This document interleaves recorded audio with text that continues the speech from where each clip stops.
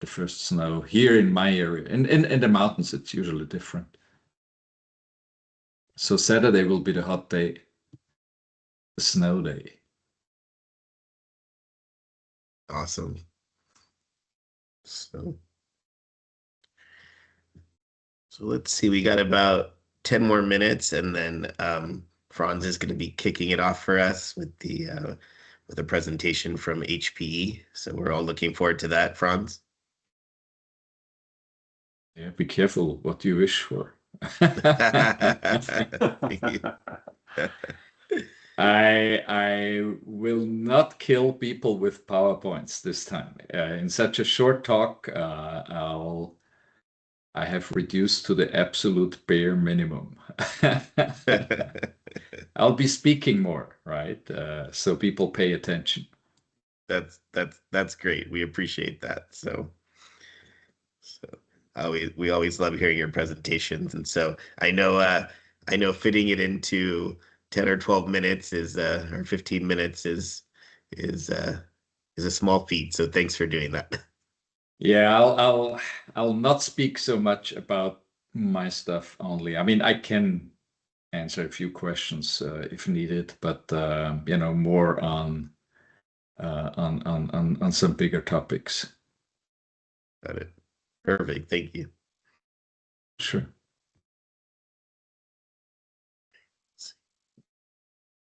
So if you guys have joined after the start, right now we're just going around letting everyone know where we're located and what company we work with. If you haven't done that yet, if you could jump in and do that for us now, that'd be great. I'll go. I'm Shiva, Solutions Architect for TCM, and I'm based in Kirkcaldy. It's a historical Scottish coastal town known for its stunning views over the Firth of the Forth. Oh, thank you. I used to live in Kirkcaldy many years ago. It's a There you lovely go. part of the world. Yeah. It is indeed. That's awesome.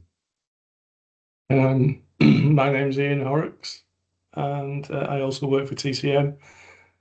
I live about 6 miles south of Liverpool, UK.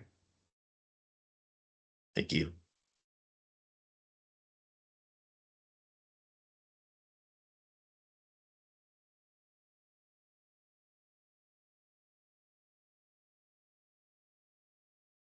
I'm George Trimborn, and I live in the Chicago area, and I work for the Pepe Group, which is actually located on the west coast of the United States. Welcome.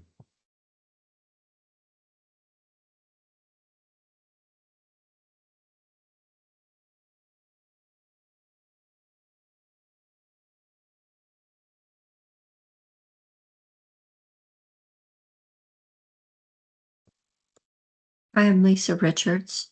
I work for Intrado Inc. in Longmont, Colorado as a system administrator. Thank you, Lisa.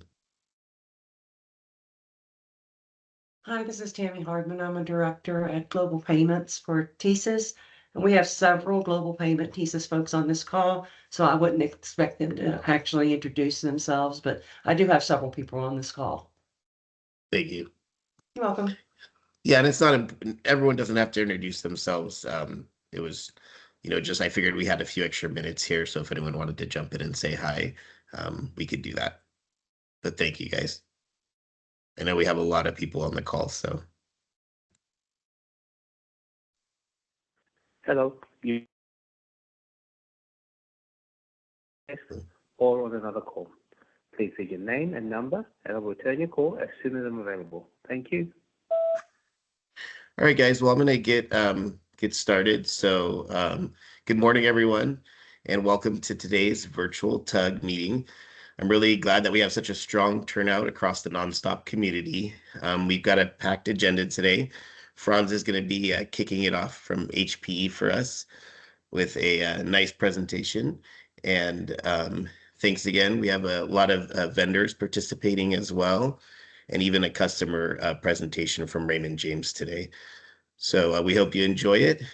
and we look forward to being able to do more of these. So Franz, when you're ready. I am. Am I Thanks. audible? You are. Yeah. Thank you.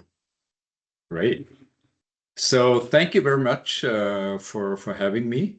Well, Casey opened her keynote in the woodlands in Texas with howdy you all, but you know, as an Austrian, I just say hello, good afternoon, and I can only tell you, you missed a great event in Houston. It really was a very nice venue. I think it was very nicely done. Lots of good presentations, interesting discussions, way too many meetings, and good outcomes. So, yeah, the usual forward-looking statements. I'm not gonna read through that. You have all seen that. I think really the key topic was and still is announcing a couple of key achievements of the year 2025 that we made. So you may all have seen the announcement, and meanwhile we're shipping our next generation converged systems, the NS9 and the NS5 systems. Clearly, there has been an update to the underlying hardware. So we switched to Gen 11 from Cascade Lake to Sapphire Rapids with larger memory, CLIMS with faster Ethernet port, increased fiber channel bandwidth, InfiniBand interconnect. We jumped to the HDR 200 gigabit dual fabric as we always had. The beauty is that the NS5s and NS9s are completely binary compatible with our previous nonstop X systems, the NS7s, the NS8s. So runs the same L series operating system, same compilers, everything. You just take the code and run it. It's also nice that we actually managed to make it clustering compatible with older x86 nonstop systems like the NS7 and NS8. So that's cool. And we're not giving up on converged systems, even though we are quite heavily investing in the virtualized systems and you know, make that a priority for the future as well. The other major topic that we shipped in 25 was clearly kernel level threading, and that had been dragging on quite a while. Obviously, that not only eases porting code from other platform, especially if it's C++ code. For Java, you wouldn't see really any difference in terms of the code. Because Java, you really don't see a difference between the old put model that we used and the KLT model. The big benefit of KLT is that you now can really leverage the entire capacity of a nonstop CPU. In the old, please get muted. In the old days, and I will return your call as soon as I'm available.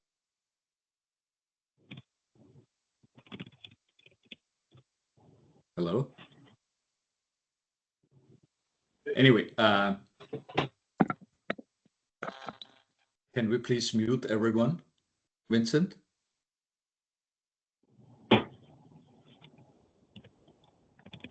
Okay, let me try. Let's see how that goes. Yes, we'll get everyone muted. Thank you. Yeah.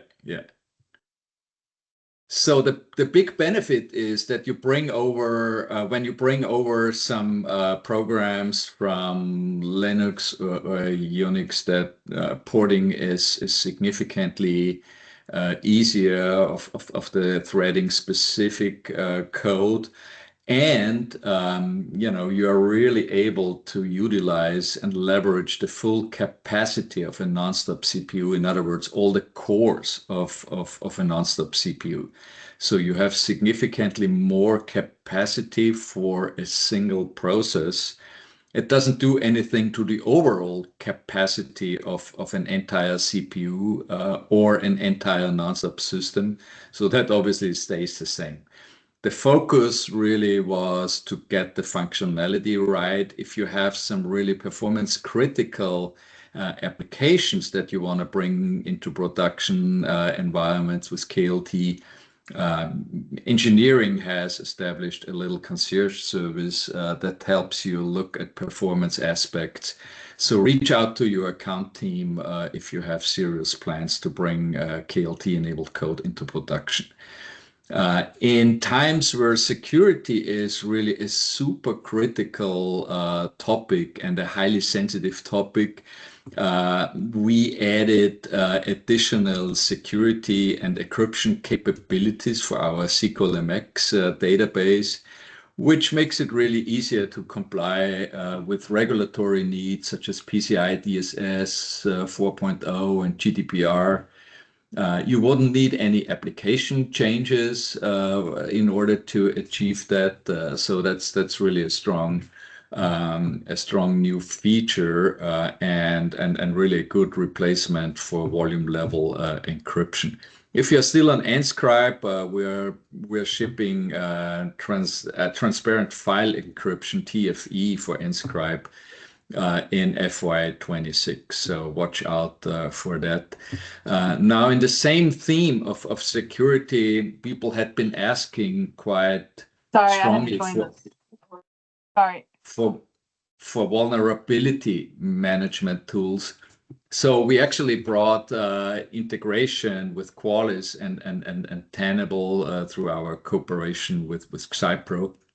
So we can meet internal and external security audit compliance with much greater flexibility and simplified operations, provide continuous monitoring, and we're working also towards software patching automation in future to make that even easier and more automated. Now, as we march to the future, and that's probably the more interesting topic, we are continuing to innovate pretty heavily. So not only do we support VMware from a virtualization technology, but KVM is going to be a key hypervisor offering that Nonstop will support.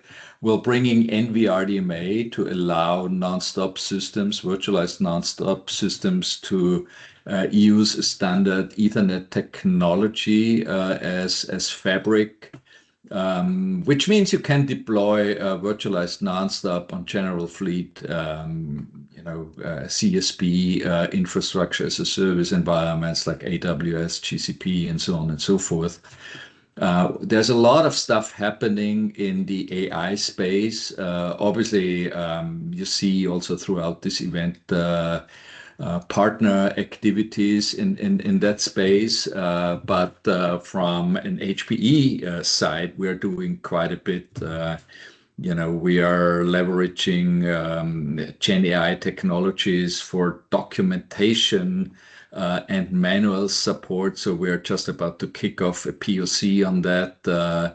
We had been demoing, exposing any type of nonstop assets through to Gen AI tools in real time, like Nscribe files, like SQL-MX databases, like SQL-MP databases, through the use of GraphQL and use MCP servers to integrate seamlessly into Gen AI tools. So very powerful. You control what data you like to expose. And it's not only about accessing the data to query it, but really also in order to make changes if needed, right? You wouldn't want to change your data, your production database through Gen AI technology, but you can insert results into database table, create and update models that way, and so on and so forth.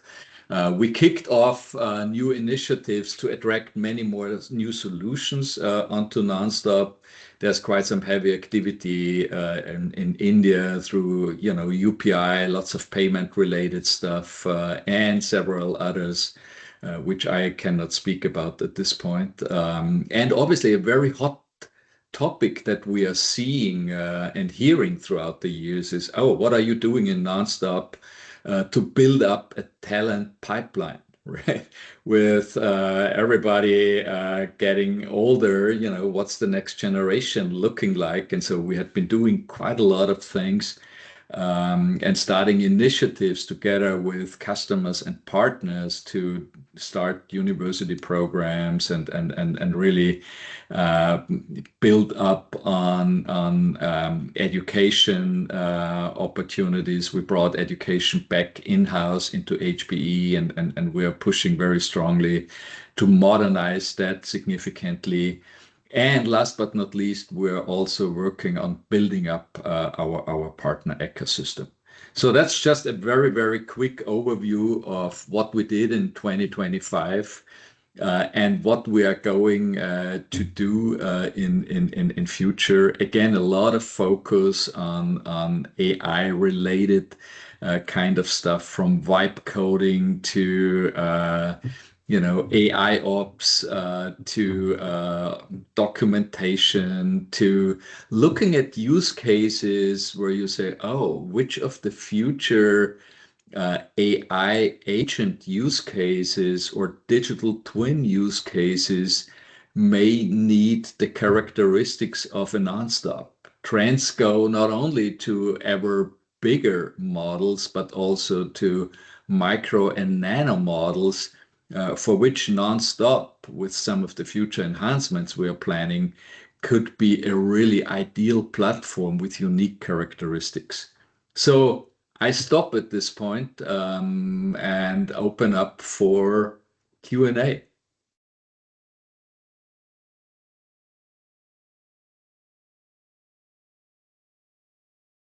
Anybody have any questions? So what's on the roadmap for 2026? We have quite a few things on the roadmap.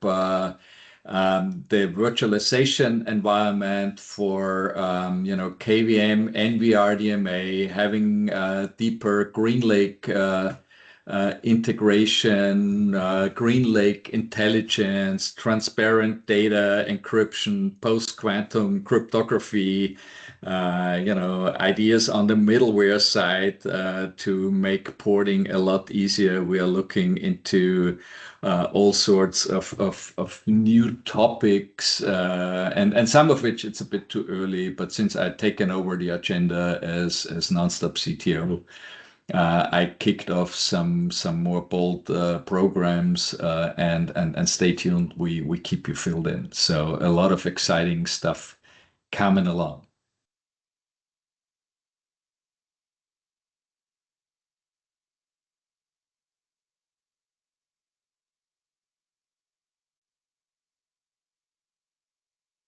Hi, Franz. Craig Guerin here. I'm just curious, what's HP's strategy in trying to address this this generation gap between Nonstop expertise in the industry today that's about to retire and replenishing that with younger expertise in the industry? Yeah, very good question, and one that comes up quite frequently. Let me quickly stop sharing here. Turn on my camera, maybe. Really, there's quite a few things that we are doing. We are starting that, or we have started that talent program. We've kicked off the new to Nonstop program. We are reducing the burden for existing operations teams. If you look at partner products, if you look what HPE is doing with GreenLake Intelligence, to really have kind of also co-pilot type of support for the nonstop, for DevOps, for development, for operations. We are making it easier through the innovation and modernization program that I had been leading over the years to just bring over talent from other platforms who can develop new services and technologies they are very well familiar with. I just give you some example of customers that we have who have developers in other environments developing microservices in various modern technologies such as Spring Boot, using modern languages just as Kotlin or languages some people may never have heard of, right? Kotlin, Scala, Groovy. Well, Java, almost everybody is familiar with. We can let people who never worked on a nonstop system really have developed those services or use, Gen AI to really generate the majority of the specifics. There's no nonstop specific piece you need to know to develop modern services on the nonstop. And by just deploying those services on the nonstop, they inherit the fundamentals and the strengths of the platform, the fault tolerance, the scale out capability, all those good things that we are known for, the much better security that nonstop offers compared to other platforms, and everything being AI enabled and using standard technologies, abstracting away the database through modern technologies such as JPA and all those kind of things, pushing out nonstop telemetry data through observability tools like Open Telemetry, and just fitting into the standard environments, which works for Java, where we are creating various integrations with Measure, where I have a program running with engineering to instrument TSMP to have your pathway telemetry data pushed out. So these are all things that make it super easy to have nonstop really adopted by people who never worked with the platform, where you don't need any special training and can manage and deploy services on the nonstop like before. There was a chat message. I meant something. Let me check, please. Franz, we have a couple questions in the chat. Oh, yeah. Yeah, the first one was, what was the Inscribe TFE comment about? The Inscribe TFE comment was that we are currently working on Inscribe TFE, so transparent file encryption, which we bring additionally to the transparent data encryption that we currently have already shipped for SQLMX. So that's an offering, again, very performant. We do the encryption for TFE, the encryption part in the CLIM, so expect top-notch performance and transparent security for that. The TDE encryption happens inside the nonstop CPU, but leveraging the special Intel instruction set to give you accelerated speed for cryptography algorithms like used for TFE. So that was, did that answer the question on TFE?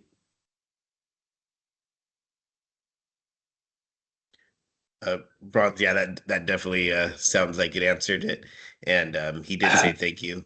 So yeah. Now okay. the second question. Yeah, sorry. I have a question. Sure. This is Gustavo Cavazos from NuWave. Hey, hi, Franz. Hi, Gustavo. Hi. Just a question: Is HP working on porting any of the newer languages to Guardian proper, like Go?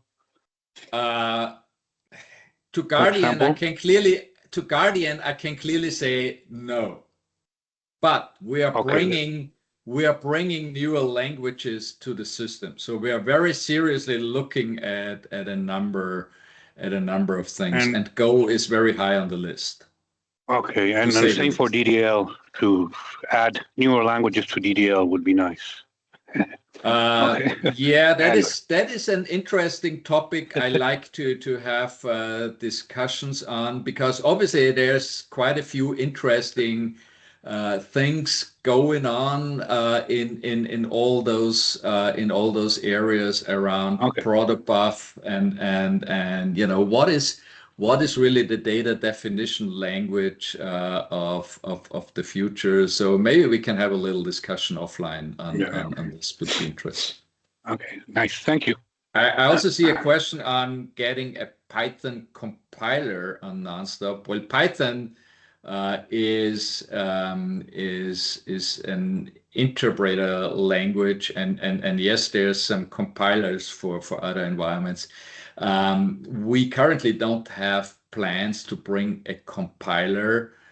So if this is a broader need, let me know what the use case is, because most of the really performance critical extensions are written in C anyway and have already been pretty well accelerated. So I like to understand what that is. But we do have Python 2.x and 3.x both available on the Nonstop in the OSS environment.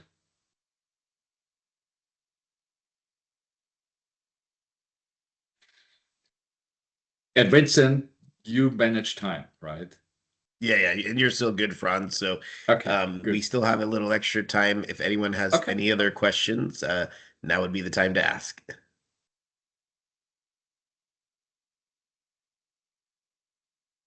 Okay, well, thank you so much, Franz. Great presentation. Thank you very much, everyone. And yeah, I hope I'll see you all at one of the future Nonstop events again. Thanks, Vincent, for organizing the virtual TUG. And while this is nice, obviously there's no replacement for physically meeting and chatting in person. So looking forward to see one or the other of you at one of our future events. Thank you very much. Thanks again, Franz. Appreciate Welcome. it. All right, guys, now we're going to move on to a customer presentation for NuWave. Athi is going to be presenting from Raymond James, and he's actually worked at Raymond James for 10 years. He's currently the architect and technical director, and he's worked on the Nonstop for 19 years, and his primary focus is on design and innovation. So I'm going to go ahead and pass it over to Athi. When you're ready, you can share your screen and put up your presentation. Thank you. Hey, thank you, Vincent.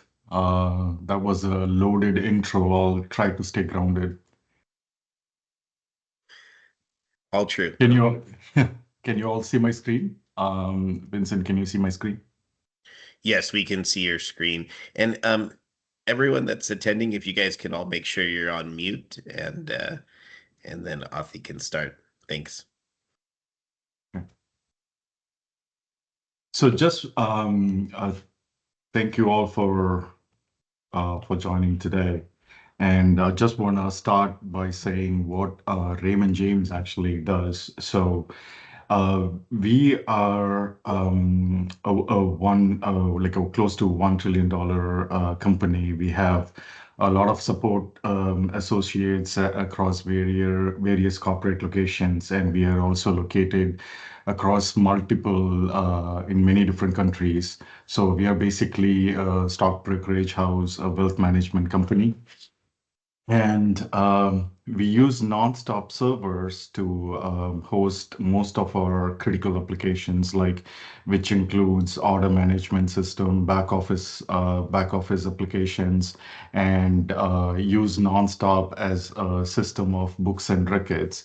So a lot of batch processing happens in the nonstop, and we also have online transactions.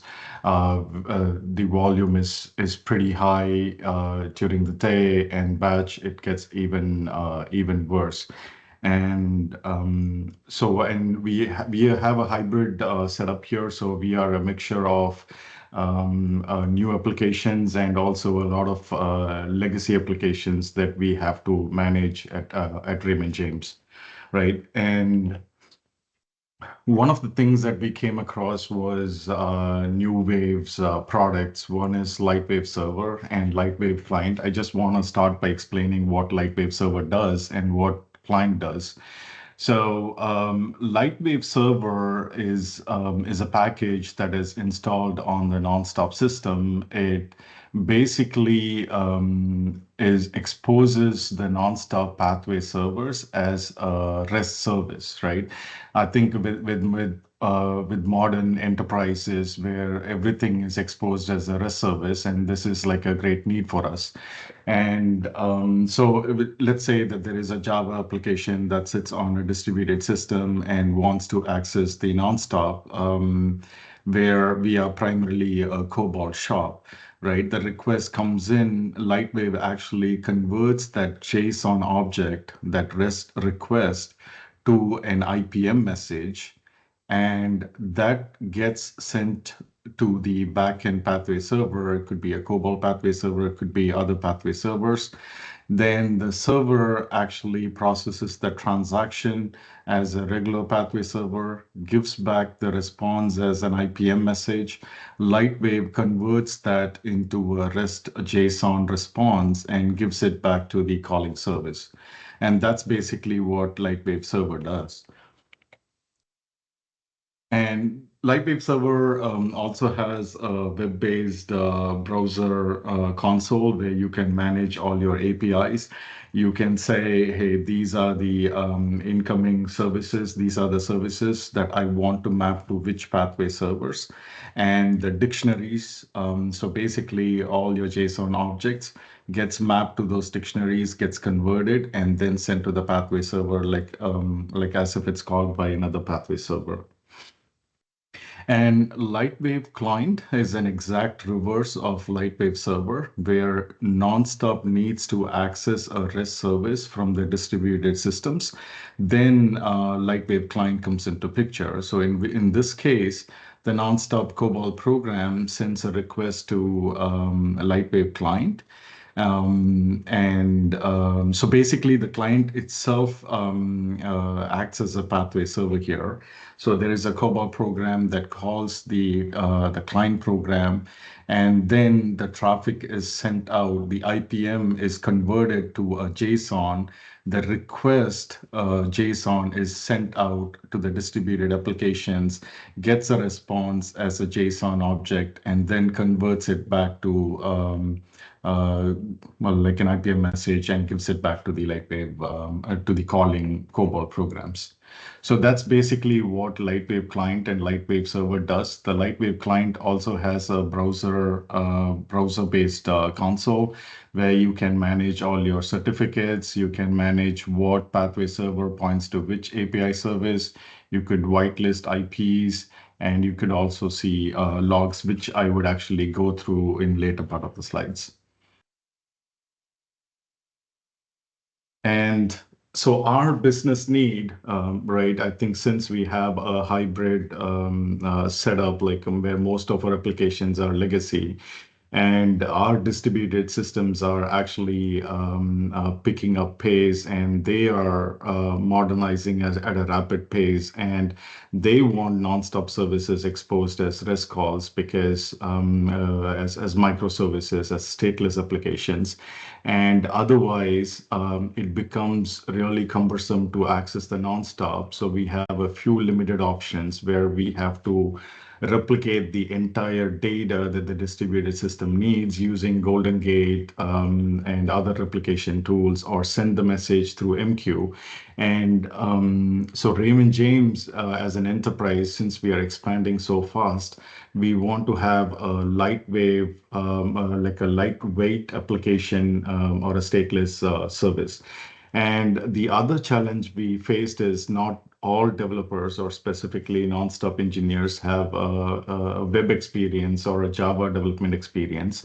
And web developers on the distributed side do not have nonstop knowledge. And to rewrite the code, it takes a lot of time. And I mean, it takes so much of cycles to reimagine, refactor all the COBOL programs to a Java application and then make it a REST application has become so cumbersome, right? And so we basically need a shorter runway. We wanted to modernize our nonstop applications. And that's when we went and explored and got Lightwave seems to best fit the solution, because now we have Pathway Server that we don't have to rewrite, rather just have Lightwave as a pass-through on the nonstop that does the job, like converts these calls that the nonstop understands and the program understands, and vice versa.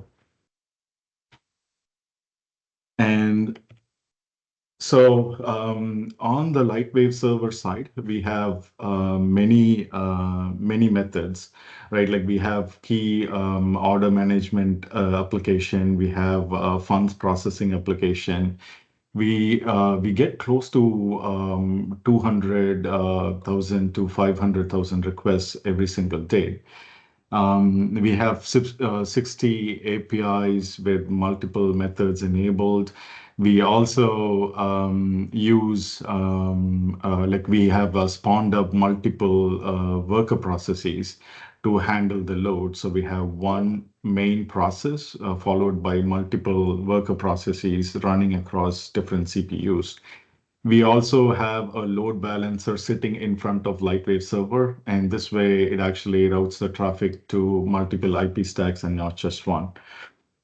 We also use defines for standardized deployment. So when you actually bring up Lightwave server, you can use defines to the pathway. So say, for example, you have pathway A in development and pathway B in production.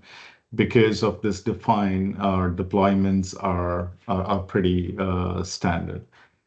And on Lightwave client, we integrate with a lot of external services for market codes and tax lot services, then commission adjustments, commission calculations, and that's close to 1 to 2 million calls a day. And this is something we have as an active setup. And going through the architecture, so we have both users and application service accessing the nonstop Lightwave. And like I said, it goes through an FI load balancer, which balances out Lightwave server is basically listening on more than one IP stacks to build in redundancy. And we have a load balancer sitting in front of it. We also have an authorization server. The load balancer forwards to an authorization server, make sure it's coming from a good source. And then the traffic gets routed to the nonstop production system. And in some cases, Lightwave also gives the capability to have local service accounts. So if you don't want to use a generic authorization server, then the load balancers can directly send the traffic to Lightwave, where in the console you can set up like service accounts and say what APIs are allowed to access for those service accounts, right? And that's how, in some cases, we have set up like that for faster performance, and for some services, we have used an authorization server. The good thing, the other thing that we like about this is you can also whitelist those IPs. So we have whitelisted to allow the traffic only from FI load balancer. For this reason, like this way, there is no other traffic from other sources are allowed to hit the that nonstop. Another interesting use case is like we have traffic coming in, hitting our Lightwave server, and that in turn makes a client call to market service and Lightwave client call, and then returns the results. So in some use cases, we have used both, like a request coming in through Lightwave server, we requesting third-party service or internal services using Lightwave client, and like delivering it to our users, so customers. And for some, we also have an active service. Like, so we use pathway domains where our production, our NDR domain pathways are clustered. So we have some of the pathways part of the same domain.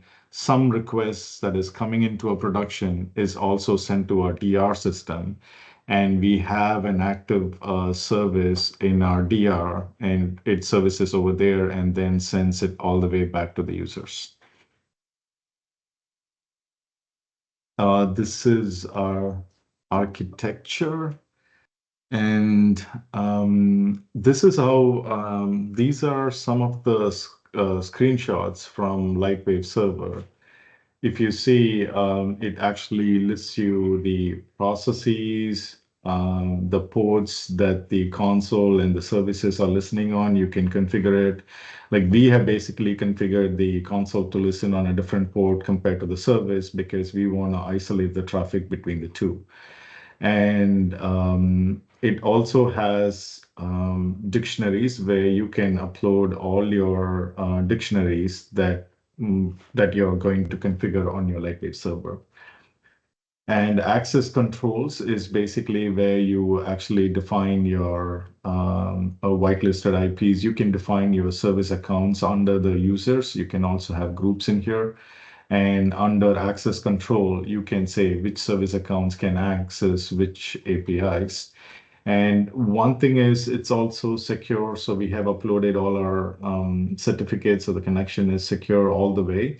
And sometimes we have seen, like we have usually turned out diagnostic logs. So that's basically, it's kind of a little bit expensive because it comes with a performance, right? So anything additional comes with the performance constraint.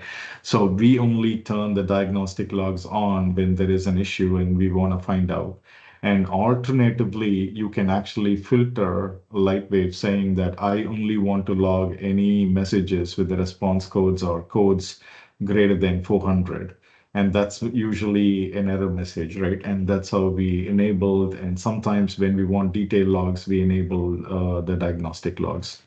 And the way we decide the number of worker processes we want, we use load runner to test in QA. So whatever we have in our production, we do 3x, 4x times the load in our QA systems using load runner, and make sure how we also use multiple tools like measure and prognosis to see how it performs.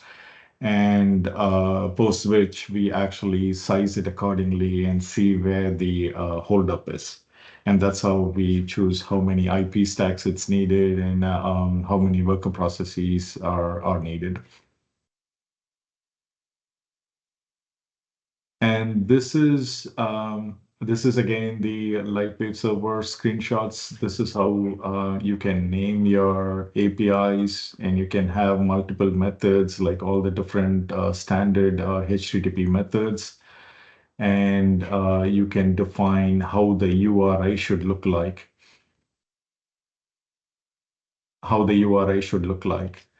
And this is how it's actually mapped to the pathway server. So once you define your API and the method inside your method, you could go and choose which server class and pathmon you want to talk to. And this is the define I was talking about earlier. And you can structure your request and reply messages. And this is basically a mapping to your dictionaries. And this is how the Lightwave API, like a Lightwave server API, is defined. And this is a sample of the logs. As you see, it'll show us how much time, the total time nonstop took to respond. I think that, yeah, this is very useful for us when we do that testing, the load runner testing. And this gives us precise information on how much time it actually took on each of the steps took. And this is how we calculate the performance. And one thing that we eventually want to do with Lightwave is ingest these logs. We use a lot of Splunk, the distributed on the distributed side.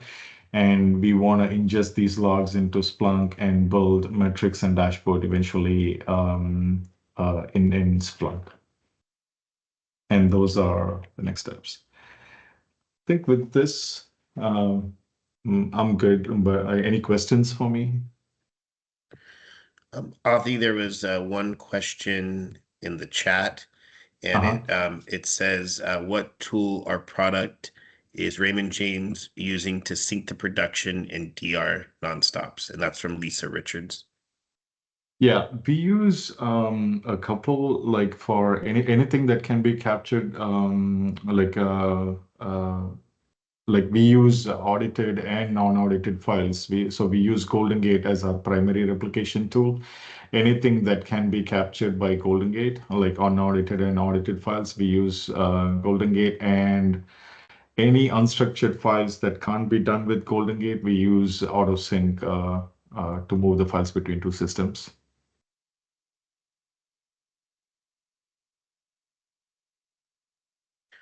Perfect. Well, thank you so much, Avi. That was a great presentation. And thanks again for doing that.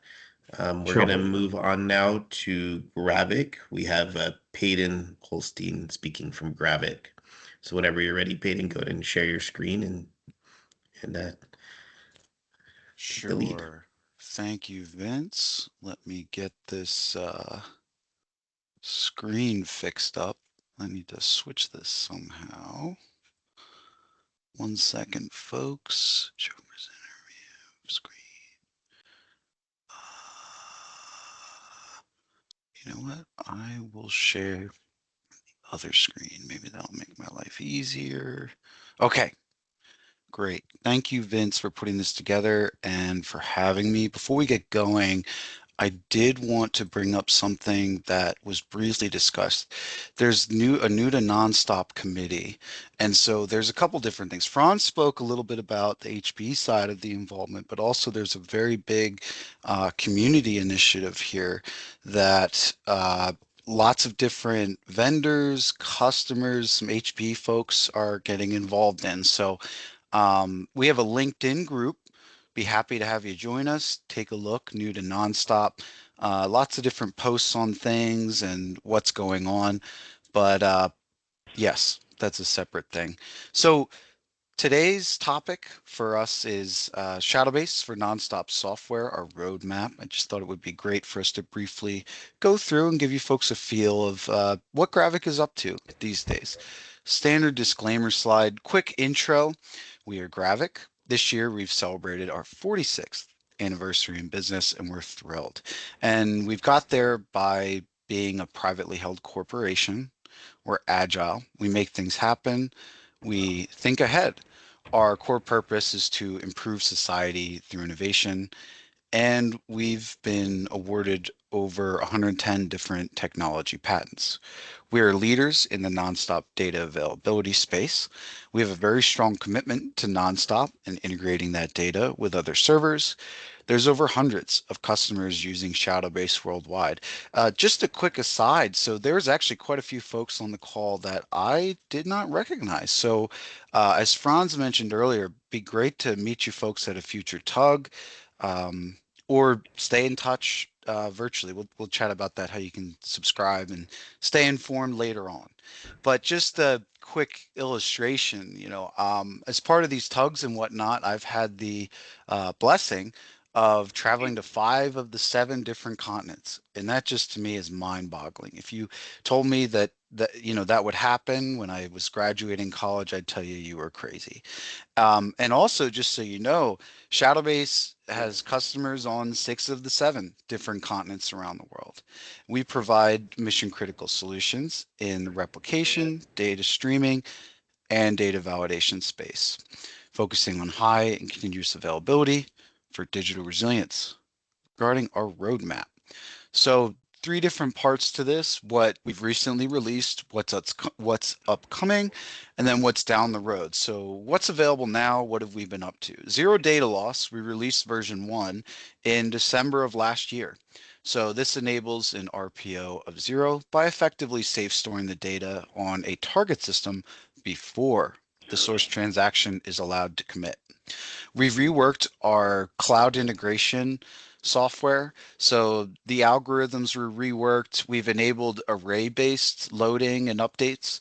So that increases the length slightly, or excuse me, the duration of time slightly of the time it takes to send a transaction, but you can bulk. You could do not just one at a time, do multiple transactions and loading at once.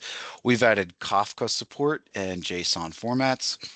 We've added compare wildcarding. So this is what we've heard is it's an awesome solution for creating your compare configuration. So you can use things like Asterisk to capture multiple different file, volume, subvolume, etc. locations. Oh, and I should also mention that the items in green are new products, and the blue is just talking about a product enhancement. Regarding upcoming, so what's in plan? You'll see between now and the end of the year, we plan on releasing Compare Plus. What that is a heterogeneous database comparison tool. So if you want to, let's say you're sending your nonstop data out to Linux, Oracle, or SQL Server, you can compare that data. With R1, it will support SQL MP and SQL MX nonstop data. And you'll see we have these other releases down the road, adding support for other things. I forgot to mention, I have detailed slides on these, so I need to move quicker on this. Please keep me honest on the time, Vince and Pravalika. So regarding digital resilience and enhanced data recovery, we expect those to come out sometime next year, probably towards the middle of the year. A do lockstep function to more easily enable customers that use RDF do lockstep to use Shadowbase do lockstep. Adding bidirectional support to ZDL in release 2 regarding future focus, malware and detection and prevention methodologies. ZDL releases 3 and 4, adding SQL MX and full maximum reliability mode, some AI initiatives. So for those that were at TBC, there were actually a few talks that went over that, and those were very interesting. And so we have some ideas on how can we leverage it. Could we create a chatbot? There's still a lot to be explored in this area, but we're optimistic and still want to remain, keep our integrity, doing everything ethically and utilizing AI to the best of its ability and trying to avoid the, unintended negative consequences. Moving on, future focus is to add Splunk and cloud APIs. Digital Resilience Release 2. You'll get a feel for what the different releases and features are in just a minute. And then ZDL 5 adding TCP IP support. So jumping ahead, what did we release in ZDL R1? As I mentioned earlier, it safe stores the data on the backup system for the source systems allowed to commit, enabling an RPO, your recovery point objective of 0. What's the limitation? Well, the maximum availability mode means that if your transaction times go above a certain threshold, you can set Shadowbase ZDL to fail back to the asynchronous mode. And this is for folks who they want an RPO of 0, but if for whatever reason the transactions are taking a longer time, you have a failsafe. As you'll see later on, R2, R3, R4, R5 add additional resilience to ZDL. The high performance cloud integration, yeah, this array-based processing stuff, it's fascinating how much it's improved the performance increase. So one customer had a 14x improvement, another one about 89. Got some echo. Okay, it went away. Great.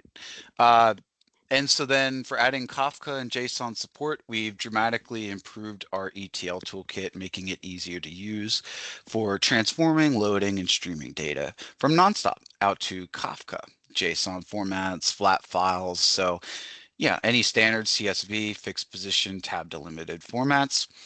And then added support to other cloud environments such as APIs. And as you'll see, we have a nice little QR code and link on the bottom right of the page.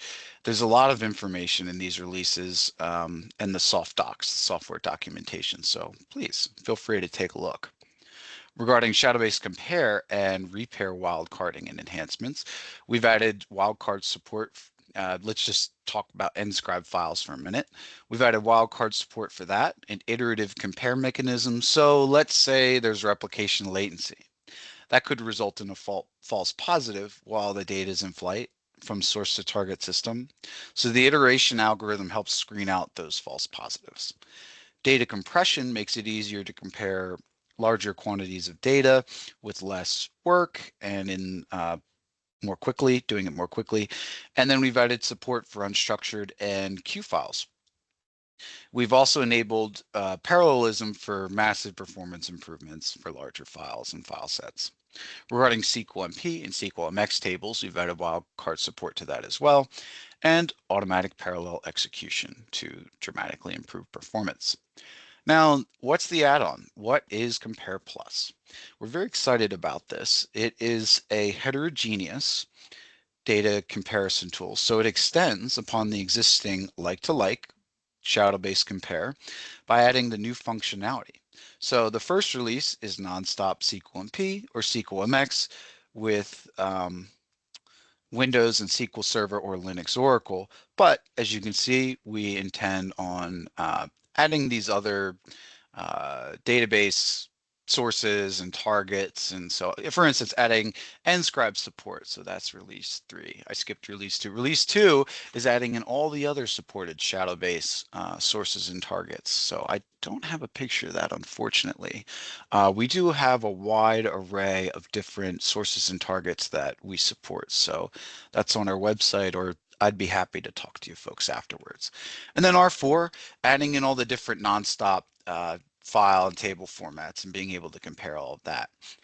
It's important to remember that both of our compare solutions can work with any data replication solution.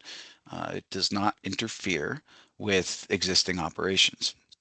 So the way Compare Plus will work is it will pull the data from the other servers, run the processing on the nonstop system, and so this reduces the amount of data that you're exposing, especially PCI or confidential data that's sensitive.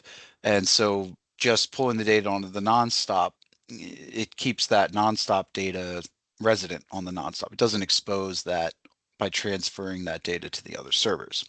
It's important to note that heavily transformed columns might need to be excluded. And this is more for the esoteric data types with extensive cleansing.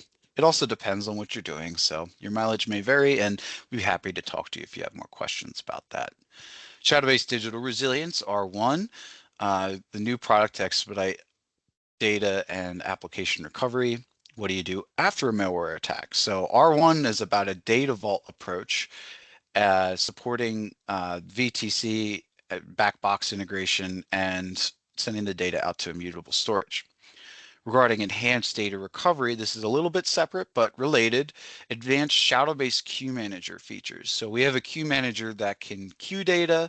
And so this new feature would be recovering and replaying the data more easily and rapidly. Do Lockstep, a new capability in the ZDL product suite.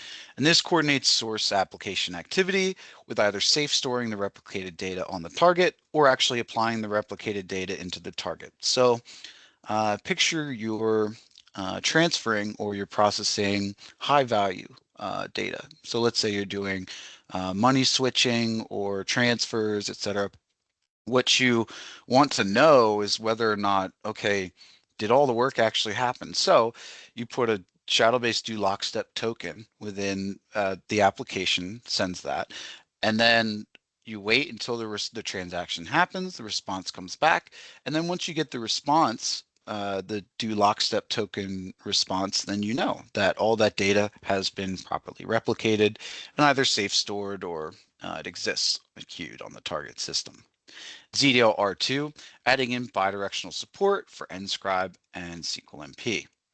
Looking into the future, what do we mean by malware detection and prevention? So this is, how do you know if malware tries to access your nonstop system or read a file or table or a row? How do you know if it's modifying your data? So we've talked a lot about the validation architecture over the years, and this is starting to resurface on our development roadmaps. ZDL R3 and R4. R3 adds in SQLMX support, R4 maximum reliability mode. So this is the one where the application will stop if it does not, or the application will remain hanging / will not allow the transaction to complete unless if it knows for a fact that the data is safe stored on the target system. There's lots of different ways that you can partition your replication environments. So if only a subset of your data really matters for ZDL, you could do that and then replicate the rest asynchronously. Lots of options there. R5, adding TCP/IP interconnect support. We talked a little bit about the AI stuff. Lots of potential there. Digital resilience R2, focusing on rapid recovery server. So not just sending the data out to a data vault, how about on a nonstop system that can act as the data vault queuing the files, or the nonstop system is fully up to date / just about fully up to date for a faster failover. So, and then another future feature, adding in Splunk and cloud APIs. So just adding support for these newer cloud formats. Wrapping things up, why do customers choose Shadowbase? What we've heard is that they get tremendous value. The licensing and support is aligned with Nonstop, creating GreenLake flexibility capacity models. It's typically much less expensive. It has advanced features. Customers love the robust roadmap and ongoing new innovation. Some key areas we discussed: the digital resilience, zero data loss, and heterogeneous compare. Outstanding support, the GNSC provides global 24/7 coverage with Gravic holding a 24/7 phone as well and getting involved when necessary. We're committed to Nonstop. We have a strong product roadmap for Nonstop and other servers, and we are HP's strategic go-forward Nonstop data replication, integration, and validation solution. So with that, I want to give a quick shout out to our marketing team who's worked very hard on these different shadow-based videos. These are a great time saver if you want to just, in 2 to 5 minutes, tell me what is it that you do and what are these products. So we have one for overview, business continuity, zero downtime migrations, data and application streaming, so sending that nonstop data off platform and or back, compare repair, and our essentials bundle, which I didn't talk about, but this one over here has a lot of really interesting stuff in it. So let's say you wanted to know all the activity in your TMF audit trail. You could use Shadow-Based Audit Reader, independent of whatever replication engine you're using. Many of these other essentials bundle solutions, though, they do require / involve the regular shadow-based replication. With that, I thank you. Please follow us on LinkedIn. We have a newsletter coming out in probably 2 to 3 weeks. Every 6 months or so, we put out a newsletter just to give you folks an idea of, what are the Gravic guys up to? And this is my email. Feel free to reach out to me. I know if I covered a lot of different things. Be happy to answer your questions. I love to chat and meet folks from all over the place. And so with that, thank you, Vince and Pravalika, for organizing this, and back to you. Thank you so much, Peyton. Great presentation. And Yes, I also wanted to thank Pravalika. You guys will see her in there, keeping us on time today. She's our marketing director at NuWave, and she did a great job getting the virtual tug out to everyone. So thank you, Pravalika. So, and thanks, Peyton. Now we're moving on to CSP, and we have Peter Meta speaking today. Great. So go ahead, Peter, take it over. Thank you, Vince. Let me share my screen. Let's see. Okay, probably this should.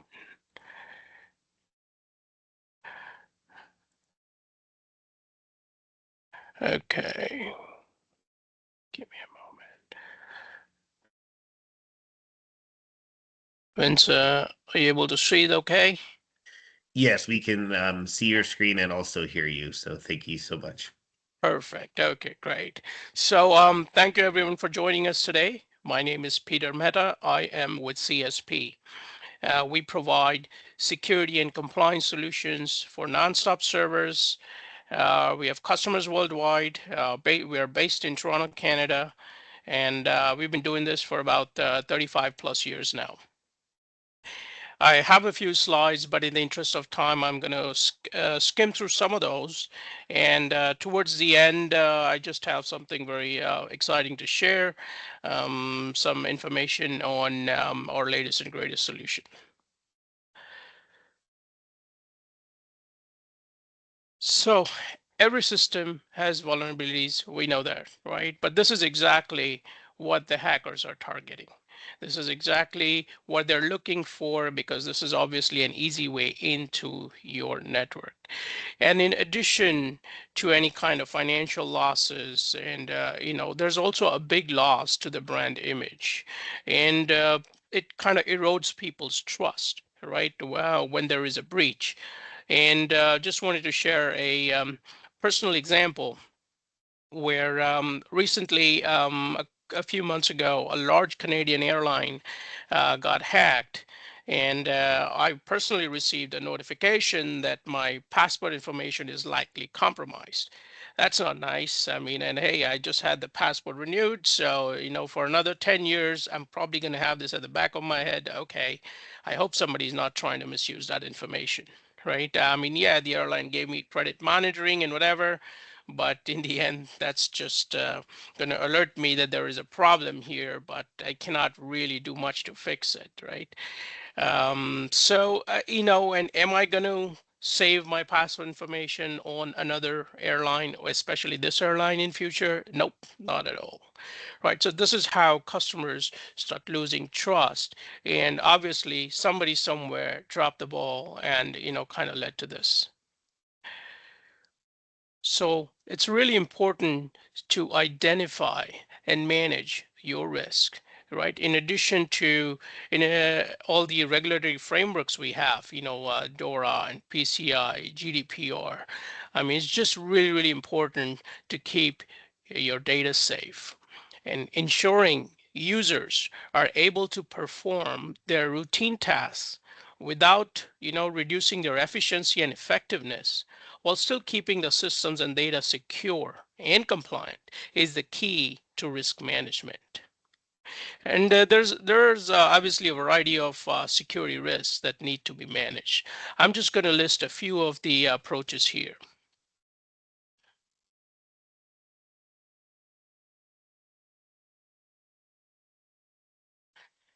First and foremost, find where your vulnerabilities are, right? Perform your scans. It helps you identify the weaknesses that need to be plugged. It helps you minimize data loss in case of a breach. It helps identify any kind of privilege creep that has happened.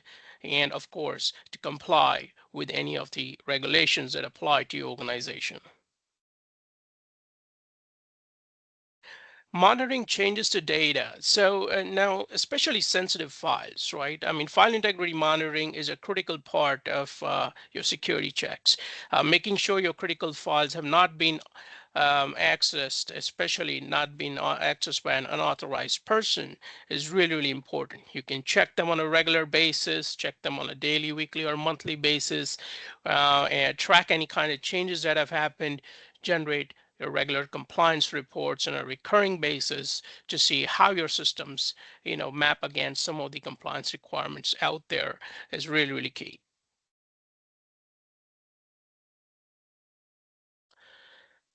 Least privilege access control, right? Provide access to only what a user really needs to have, right? There are ways to restrict users to assign workstations or specific commands. I mean, we even have tools that can help you restrict a user by, time of day. Okay, this user can have access to only these 2 commands on this server on a Monday between 1 p.m. to 3 p.m. Right? You can go really granular and especially ensure that any kind of privileged access, any kind of powerful IDs are closely monitored and managed. And of course, multi-factor authentication, I mean, we do it on a daily basis with our emails and other accounts. Definitely very, very important to have MFA for your nonstop applications as well. It's also one of the key compliance requirements, a PCI requirement as well. Okay. I'm just going to show you how some of CSP solutions map onto the Guardian and OSS environment. I'll kind of go a little bit quick. So first, we have Audit View and Alert Plus. Audit View is our powerful auditing and reporting solution, and Alert Plus is our real-time event monitoring solution that can read all these events, try to make sense of them, and then forward any kind of events of interest to a SIM like a Splunk or QRadar for further analysis. Then we have Protect XP, which is basically a GUI interface into Safeguard, helps you manage your Guardian file permissions, your ACLs, manage Safeguard globals, etc. Makes it really, really easy. You don't need to know the complex command syntax. You can simply use Protect XP to point and click. And we have Verify Elite, which is our compliance reporting and file integrity monitoring solution. Basically, you take a thumbprint of a file based on several different attributes like binder timestamp, last modified, group ID, user ID, MDF, MD5 incremental, etc. And you can check the file to see if it was changed, and it also combines with the Alert Plus solution so that you can get any kind of notifications in case a file has been changed.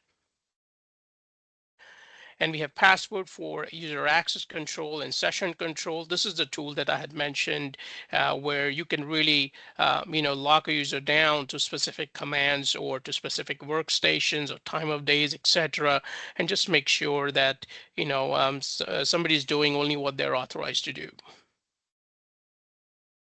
And Authenticator Plus, or multi-factor authentication solution, we actually redesigned this tool recently. Now there is no GUI needed. We made it really, really simple. Supports several different authentication methods, be it Google Authenticator, Microsoft Authenticator, RSA, Active Directory, and Radius, and a few others. And we also have a vulnerability scanner solution, which is our scanning and system hardening solution. It can generate some very, very interesting reports for you. This is a very easy to install solution. You could probably have it running within an hour, and it'll go into your nonstop and kind of tell you what are some of the potential issues here that can be exploited, as well as provide you recommendations on how to fix. We think that's really, really important because sometimes it's easy to find a problem, but it kind of takes a long time to find a resolution to it. However, we provide you some of those recommendations that you can immediately, implement with or without CSP tools. And last but not the least is our latest and greatest solution, syslog receiver. This is the one I'm going to be talking about in the next couple of slides. And actually, I have a use case to share as well. So what is a CSP syslog receiver? Now, this tool was released by us about 2 months ago. We had a customer request for this, and we kind of got all their requirements down and built something that they really, really love. And now the syslog receiver is basically an OSS gateway tool. It sits on the OSS gateway. It receives syslog messages from hardware security modules and enterprise key managers, be like Urimaku, and any other sources that you may have that can send syslog messages.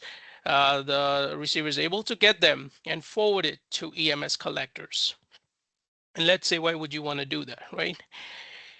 So let's look at a user scenario, which actually is one of our customers, a financial institution in North America. They have multiple nonstop servers, been using our products for a long time, and they have several hardware security modules, as well as several enterprise key managers that provide encryption keys for CLIMS. And they also use Poplar SIM in the environment. And just a little bit of information on what these HSMs are. So I think most of you would be familiar with them, but these are basically your temper-resistant hardware devices, to generate and store your crypto keys, right? And key management systems, or your centralized, tools that will manage keys regardless of where they reside. They could be on-prem or cloud, etc.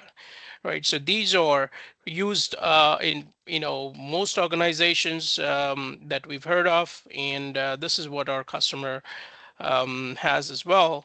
And here's some of their challenges that they were having. So they have these HSMs and ESCAMs, but they're only connected to nonstop. They're not able to send messages outside due to security reasons, cannot send any kind of events to SIM like a Splunk or Curator. And if there's a hardware failure here or some kind of failure related to the HSM, sometimes they wouldn't notice for hours. And this was a big problem because these devices hold some of the most sensitive keys. And if you don't know when a backup HSM has failed, then that's a problem. If you know it late, that's a problem, right? And when, say, you're trying to upgrade the hardware operating system for the OS for your HSM, you really have an in-depth view of what's going on, whether the upgrade has been successful or not, right? So these were some of their concerns, and not getting any kind of notifications when something happens to an HSM, it was really a big problem for them. And so they provided us some of the requirements, like, okay, what we need some real-time insight into the HSM health and status. It should support, multiple protocols, TCP/IP, UDP, be able to forward messages to Splunk, and so on, right? And they also wanted to use dedicated EMS collectors so that, okay, one HSM1 can send to EMS1, and so on and so forth. And so this is where we developed the CSP syslog receiver tool, which, as I mentioned, it's an OSS process. It's going to receive syslog messages and send them to EMS. And you can specify, what EMS collector you want to receive what message. It is excuse me. You're able to run it as a pathway process, and the installation is super quick. It's very simple to use. There is no GUI to install either. Okay. Just a quick screen. Okay, so this is basically showing you how this product looks from a technical perspective. You got all these hardware security modules sitting here, and you have these this OSS gateway here, and all the messages that can be sent from via TCP/IP and UDP and go to the EMS collector.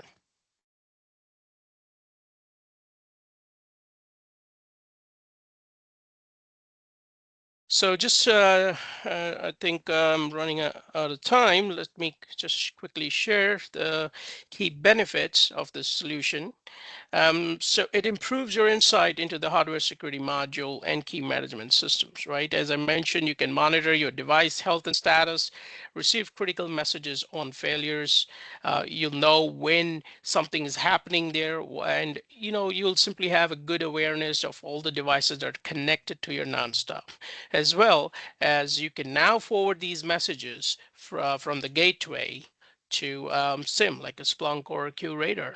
And this is basically what's coming in the next version, the 2.2 that we are releasing um, probably in 3 to 4 weeks.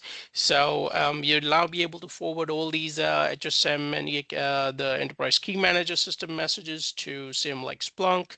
And you can use now different TCP/IP processes for receiving and forwarding messages. This was again something important, and you'll be able to configure a specific EMS collector for any kind of diagnostic messages, just so they don't get mixed with any of the important critical messages out there. So something that we're very excited about. Our client has already put this into production. It's running really well, and I know we may not have much time today, but if you have any questions on this or any of the solutions, please feel free to reach out to me, and I'll be more than happy to provide you further information. And again, thank you so much for your time today. Vince, back to you. Thank you so much, Peter. Thanks for the great presentation. If you guys do have any questions for Peter, go ahead and drop them in the chat, and he can answer them there. We're now going to move on to TCM, and we have Shiva speaking from TCM. So go ahead and take it over, Shiva. Thank you, Vincent. Just share my screen. Right.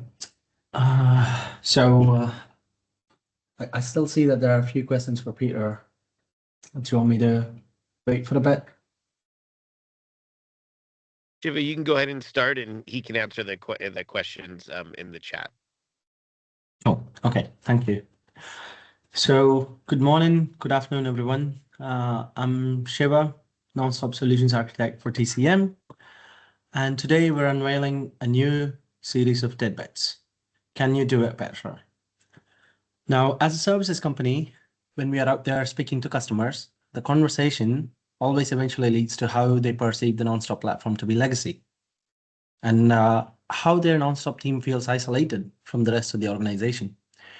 Either because of the tools or the technologies or the processes, Nonstop users seem to find themselves on a secluded island, unable to comply to organizational regulations and barely managing to adhere to industry compliance. Working with customers over the years and solving various problems, we've found that it is mostly about shifting some perspectives, shedding light on how Nonstop has evolved and how you can dictate your own destiny by modernizing what you do. So without further ado, let's dive in specifically into our software development lifecycle. Git and Jenkins meet HP Nonstop Compute. Now, in the past, tools like Edit and T-Edit have had many uses, and I've always been amazed at how clever they are.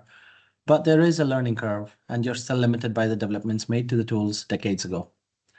That's how we had to make changes to the code or write new ones back in the day. And we even used to have comment structures like the one you can see on the screen that track changes and change history or amendment history at the top of the code.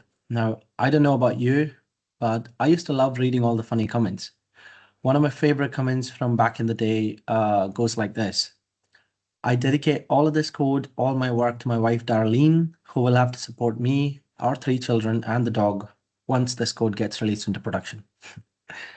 So moving on, believe it or not, one of the most prominent financial institutions that I used to work for used spreadsheets for version control to get around their SOX compliance requirements. Now, there are some shops which use tools like RMS, but they still need proprietary knowledge to work with them. Sometimes problems arise due to these products, either during migrations or through day-to-day usage, and the problems are bigger than the solutions that they end up providing. Now, back then there were we still do have some away files and manual code deployments, and this was considered cutting edge back in the day. Who here has not gone through millions of lines of peruse output to find out why your programs aren't compiling properly? As much as handy these tools like peruse are, there's a reason terminologies like compiler listings are not used anymore. There's a saying in the industry in the past decade that every manual step in your software development lifecycle is a window for human error to creep in. And there is some truth to that. So let's look at what a modern software development lifecycle could look like. Now, we've picked some tools to show you here, and you don't necessarily have to use these specific tools, but there are plenty of options out there. And anyway, some of these tools are installed on the Nonstop, some on user machines, and some on servers elsewhere. For our specific use case today, we'll be discussing Git and Jenkins specifically. And in our example, we have Git, which is a version control tool for your source code and configuration files. We have this installed on the Nonstop and it will act as the central repository. Jenkins, again, will be installed on the Nonstop and acts as a master instance of its own. These are not the only ways to install or configure them, but for the sake of simplicity in our presentation, this is how we'll consider them. We've also got observability platforms and IDEs, but they won't be part of this specific presentation. They'll be discussed in future episodes of the series. Now, one of the important things to know about these technologies is that they're really straightforward to set up and configure.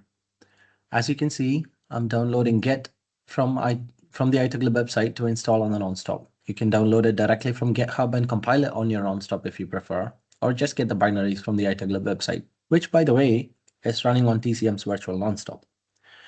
There are open source and enterprise supported versions. So if you are on one camp or the other, you can pick whatever you're comfortable with. And Git, for those who are unaware, helps you with your source code version control and is an industry standard tool, which means it can be used with a lot of other tools without any effort or compromise. Now, like I said, the install and configuration of many of these products are so simple that it takes longer to explain about the product than to actually install it. As you can see on the screen, that's Git version 2.42 installed on our virtual Nonstop before we even finished explaining what Git can do. Now, likewise, Jenkins is another open source product that helps you with automation of deployment and other orchestrations like continuous integration. Of course, there are certain configurations that you'll have to do for any environment, be it Ubuntu or Red Hat or any other operating system, and the same is true for the Nonstop. You can make use of Nonstop's strong fundamentals and incorporate them into these products, making your implementation standard and giving you the benefits of Nonstop in this modern age. And again, it takes much longer to explain about the product than to actually install and start using it. Now, let's look at, let's rewind back and let's look at what we saw here. We have, for development, we use tedit and edit, version control, spreadsheets, macros, RMS, and for deployment, manual, copy or netbatch. Now, we've all used graphical user interfaces in our day-to-day life, and I'm someone who's used all the products on the left and was resistant to change before realizing that I can use the ones on the right without having to put too much effort in the process of learning. And they've been amazing to work with ever since. People often say, why fix what's not broken? But tend to forget that bad advice can also break your business. The world's moving real fast, and if we stay stagnant, we risk falling behind. And that takes us to the next question. How could your journey look like into modernization? Now, your journey could look like ours. You could start with Git and then Make and then Jenkins, or it could be a bit more simple or as complicated as you want it to be. Specific tools like Git or your observability stack have zero production impact, so these could be really good starting points. Did you know that there are Kafka libraries out there which can give you up to 1 million transactions per second? A customer I worked with in the past was worried about moving away from MQ as they wanted to standardize their infrastructure, but once we proved what we can take and how their existing performance can be multiplied in ways they couldn't imagine, they were excited about the possibilities. And the possibilities truly are endless. But I know that not everyone will see it that way. Sometimes looking at all the different tools can look daunting, but it's important to realize that it's less about the specific tools you know or the certificates you have. It's the way you approach problem solving. Remember, we shape our tools and therefore our tools shape us. And for some of you, modernization could have been something you've tried in the past, but hasn't been so effective. So you have a love-hate relationship with it. Case in point, we had a customer using Java, having issues with performance on their non-stop. But when we dove deep into the problem, we realized that it was because of their implementation, which didn't align with the requirement. And once they incorporated our feedback, it became clear to them how much of a positive impact it made to their day-to-day. Moving on, there are a lot of HPE and vendor products that help you modernize on your day-to-day journey, different ones suited for different scenarios, but helpful nonetheless. HPE have made it easier over the years with all of their amazing middleware products, while vendors have made your transition from open source to Guardian smooth by bringing the familiarity of Nonstop to you. I won't go into them in detail, but within our R&D division, TCM have tested all of these products end to end, so we have a good understanding of their strengths and where they work best. Well, this is where the shameless plug comes in. We are happy to help you on your modernization journey. So please do come and find and talk to us, stick around, or send us a message. Just to sum up, do not let the jargons put you off. DevOps is a culture, it's a paradigm, it's a philosophy, so modernization isn't something you should be worried about. You also don't have to worry about retiring staff or losing proprietary knowledge because you will have a way to simplify handover. Your teams will have the knowledge of industry standard tools, and Nonstop will no longer be an island. And if there's one thing a decade of IT experience has taught me, it is that the world will always be imperfect, and your knowledge base is also imperfect. And in practice, you'll never really have all the facts in the literal sense. So clarity is always better than certainty. IT makes you comfortable with that. And microservices, now again, that can look like a jargon, but if you have a new reporting requirement and you decided to use a separate Java JVM and SQLMX as a data source for it, that's a microservice too. And the idea is to slowly divide the functionality of the application as we modernize so that we improve fault isolation, scalability, and build resilience within the application, which are fundamentals to microservices. There is this term in the industry called as a Phoenix server. It's basically showing up at a corporate data center and setting up a critical production service with a baseball bat, a chainsaw, and a water pistol. How long would it take for your operations team to get it up and running again? Might be a daft fantasy, but there is a nugget of wisdom there. While you should forego the baseball bats, it's a good idea to virtually burn down your servers at regular intervals. A server should be like a phoenix, regularly rising from the ashes. And the primary advantage of using Phoenix servers is to avoid configuration drift. Now, I can't stress this enough, but Nonstop DevOps is miles ahead of DevOps. You can make use of Nonstop's strong data resilience fundamentals and incorporate most, if not all, of these tools into making your implementation standard, giving you the benefits of Nonstop in this modern age. This is where Nonstop stands out today. Any technology can run all of the tools out there, but being able to provide the level of resilience that only Nonstop can provide makes us stand out and provide a solution like no other. So with that, I would like to thank everybody for listening and remind you that the next time someone tells you that Nonstop is legacy, please send them my way. If you have any questions, I'm happy to take them now.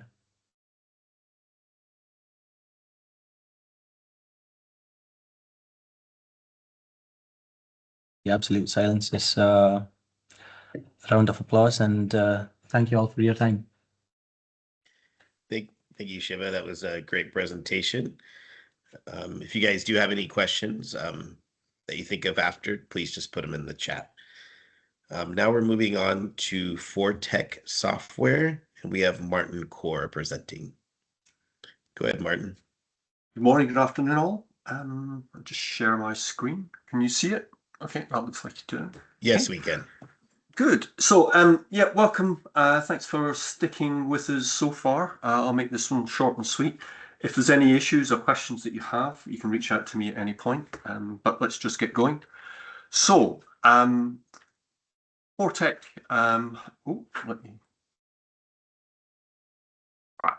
So Fortech have been around for about 15 years. but the guys behind Fortec have been involved with Nonstop for a very long time. So I guess maybe some of you out there might know, you know, Dale or Greg or Sean. You guys have these guys have been around Nonstop for a very long time.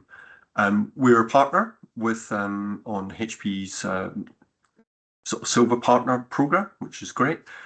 Currently, we've got 2 products that have been on the market for a while, and probably some of you are customers or have had some sight of them in the past. So just very briefly, Pan Finder is just basically a pan detection tool. So it's a tool to help you comply with PSI DSS requirements. So it's a very lightweight, easy to use tool, and it's got a very high success rate in terms of not many sort of false positives are found. So it's a tool that's been finessed over many years, and it's a very effective tool for getting yourself and your company compliant. Integrity Detective is basically you know, key files on your system are absolutely critical and must not be modified. So Integrity Detective, you know, helps you maintain your configuration integrity. And finally, Tokinator. So I guess there's not often that you see new products come to Nonstop. So we just thought we'd take some time to talk through Tokinator and give you an idea of what it's capable of doing. Okay. So Tokinator is a pure Nonstop solution.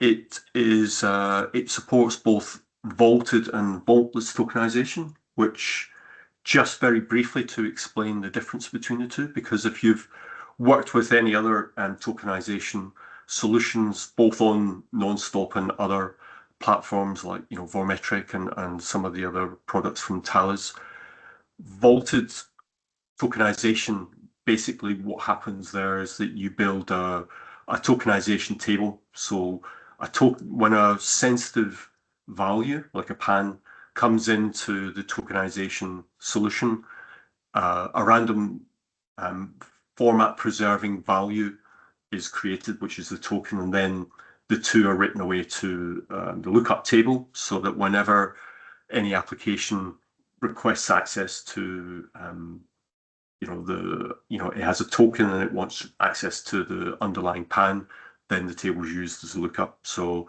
it works across, if you're running a service that is multi-node, then your vault gets replicated across the nodes, so you've got high availability across your estate.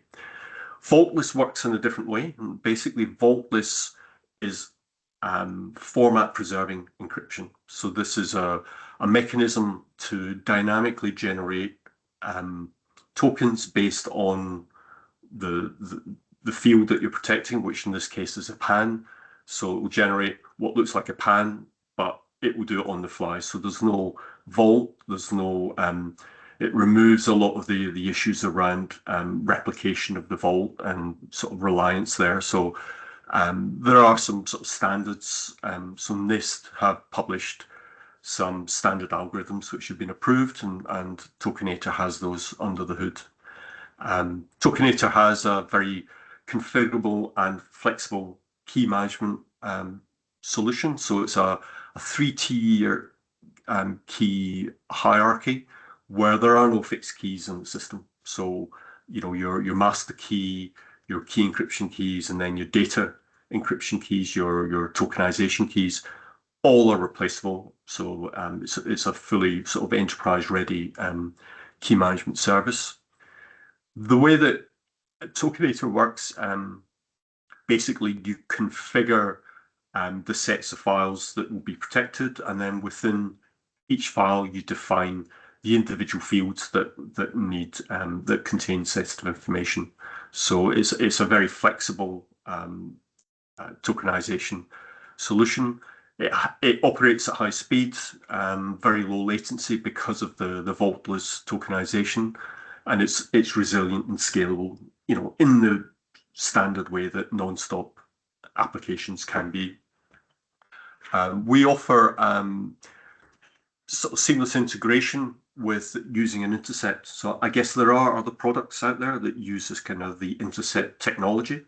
So the idea here is that you basically take applications that you've been running for a long time, and you can basically just bind the intercept library into the application, so that all of the file I/O goes through Tokenator, where it will detect the sensitive fields that need to be tokenized. It will tokenize them, and this is all done seamlessly. So there's no requirement to make any changes to your application.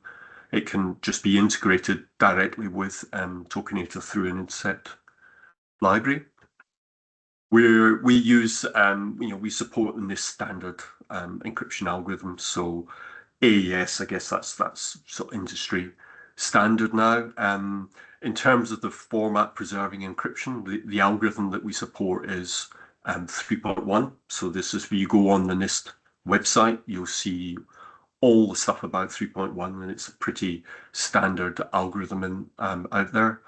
We also have some extensions within Tokenator, which I haven't got time to talk about, but there are some really interesting features of Tokenator that allow you to have a much more extensible key management approach to format preserving encryption. And then also we also support elliptic curve. So some of the benefits here. So we've followed industry standard. I've had two careers in my life. I have worked on non-stop for many years, but I've also been a security sort of consultant. I've worked with Thales, Vormetric. I've been working on HSMs. So I've got a long sort of experience on how good key management solutions work, and I've put all of that. We've put all of that knowledge and experience into Tokenator. With the sort of the integration options, as I explained, we work through an intercept library, so it will work seamlessly with NScribe, Base24, and Connex. We've also recently added a Tokenator API to the suite, and I guess what this would allow you to do is to kind of move more into the enterprise tokenization space. So if you were to combine Tokenator with, for instance, NuWave, Lightwave server, you could present tokenization services as REST endpoints out across your entire estate, not just non-stop, but any server platform within your organization can use a common tokenization service that straddles the full company end to end. So that's a kind of quite a powerful feature. Because we don't require any schema changes, so your NScribe files will look and feel the same as they do today. You don't need any application changes, because we can just integrate directly using the intercept library. Another feature of Tokenator, and I've seen this in some other products, is we kind of want to avoid the big bang. We don't want to tell a customer, you need to take your systems down over the weekend so that we can go through your entire file system and start tokenizing all of your files. That's not acceptable for many customers, most customers. So Tokenator has a feature where it can apply tokenization progressively, so that it will kind of work through your files and that contain the sensitive information, can just work through them and start to tokenize them. So you don't need to bring your application set down. It'll all work seamlessly in the background. So within the intercept library, it will work out, oh, this data has been tokenized, therefore I'll de-tokenize it, or this data has never been touched before, and then apply the tokenization on the fly. So it's kind of like a works well in a an active environment. As I said, it's 100% non-stop. It's fully audited as well, so any activity that happens within Tokenator or within any of the clients that are requesting tokenization services all gets audited to EMS. We will support migration to Tokenator from other encryption and tokenization solutions that are out there. So that's all part of the feature, and that kind of works hand in hand with the intercept approach. And Tokenator can get you compliant, and do it quickly as well. So the obvious sort of requirements out there around GDPR and PCI are quickly and easily achieved. So I guess in one of the things, just to kind of illustrate this very quickly, I just want to go through a kind of a real world example of something that might be happening, within your own application space today. So here, this is an example, very simple, where a payment transaction comes in across the network. It comes into your non-stop, into a receiver application, which commits the transaction to a cardholder file. That transaction is then detected and picked up by some kind of internal process where the transaction might be checked, it might be audited, sent to audit logs, or it might be displayed to an auditor for some kind of visual check. So the issue that you can see here is that we have a PAN, that's coming in, hitting the file system and then flowing across the organization. That is that sort of starts alarm bells ringing, because obviously your cardholder system has unprotected PANs in there, and you're suddenly not PCI compliant. So to kind of illustrate how Tokenator works, it kind of looks very similar here. So we have coming in on the left, we have a payment transaction coming in across the network. This comes into the receive application, which is bound to intercept. As the receive application starts to request file I/O, so it's going to try to write the record away to file, this causes intercept to make a request out to Tokenator to request tokenization of the PAN. So Tokenator will take the request, it will look up the key database, finding an appropriate key to protect that PAN, and it will then return a tokenized PAN to the intercept library. So the tokenized PAN looks and feels the same as the original PAN. It's a format preserving value, so it follows the same syntax. You can preserve the loon digit on the end, or you can choose to make your tokenized PANs look different from normal PANs. So you could choose, that the first digit should always be a 9. So you can look at data on file and see where PANs should exist. You see strings that start with 9, so the data isn't in the clear. So intercept is part of it. It's file I/O intercept. It then writes the transaction away to file. So what we can see here down on the right hand side is that the bulk of the record, the data that's written to file, is still in the clear. It's still as it was, but the sensitive value, in this case, the PAN, it's actually a tokenized value of the PAN that's been written to file, but not the actual real PAN. So we're in a good space here when it comes to data protection and PCI compliance. Martin, we're at time. Can you wrap it up? Oh, So sorry. okay. So I'll just 2 minutes. So as the process application reads the data from file, this is handled by intercept library. Intercept makes a request out to Tokenator to de-tokenize. The PAN comes back in the clear.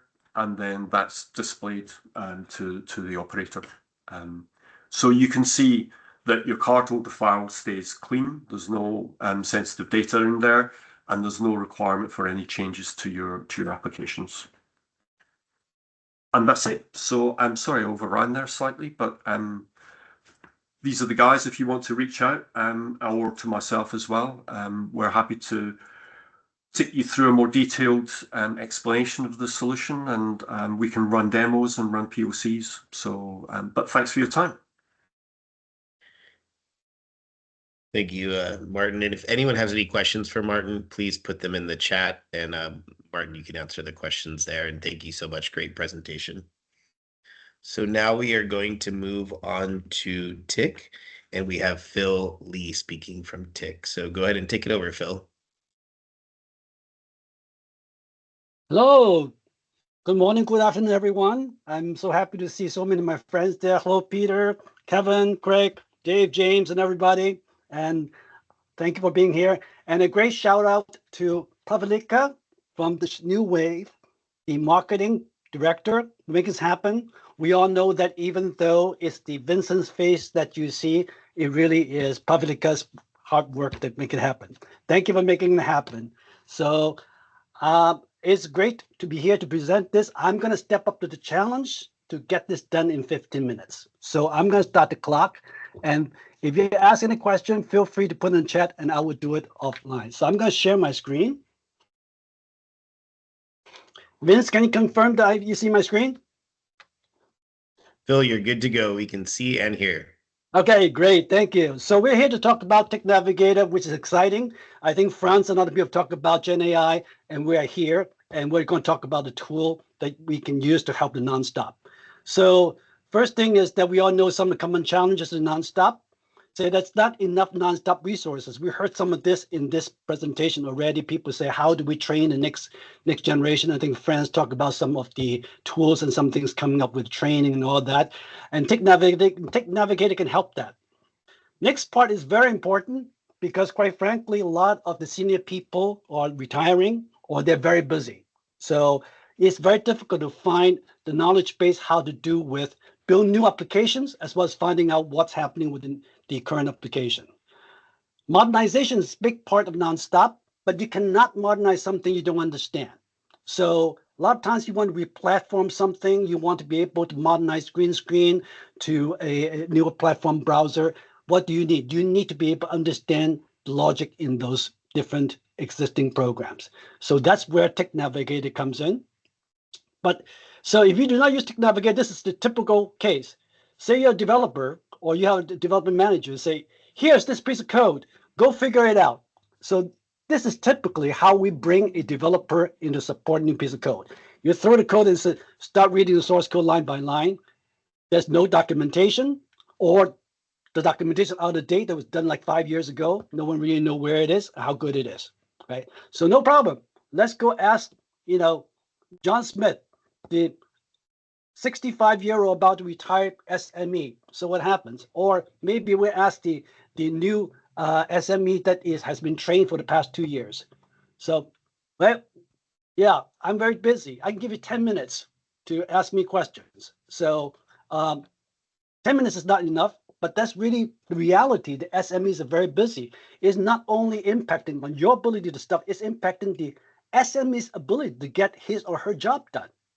So it is a real big problem, is the fact there's not enough resources to go around explaining how the nonstop works, right? So what do you do? So we think there's a better way, and better way basically is how we develop TIC Navigator to solve the problem. So this is TIC Navigator is a suite of products. This is only the first one we are releasing. The focus is to be able to generate knowledge base of application code based on the nonstop, to take that and generate documentation and the information that allow people to understand the code. So what does it do? So when we talk about documentation in general, we think of the fact, documentation in the past is the developers do after the fact.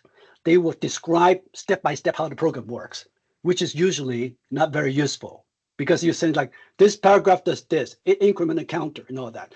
So what we want to do is we want to extract business rules, express processing logic, so someone new to the program understand how the flow works, as well as maybe someone not familiar with the platform can understand how it works.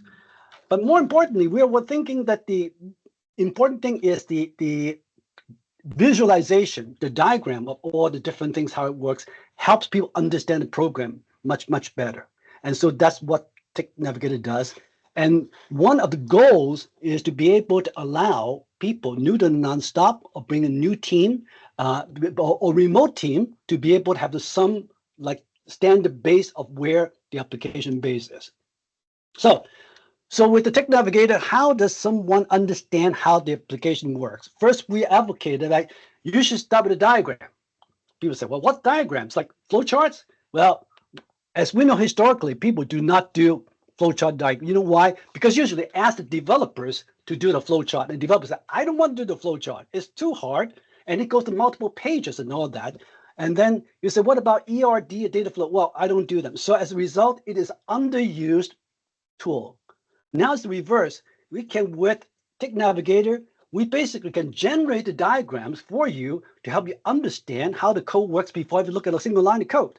So some of the diagrams you probably already know, but there are many different types. ERD, you know, the entity relationship diagram between data components. Data flow. Sequence diagram. I love sequence diagram because it really is a new way, much better than explaining how the program works in flowchart.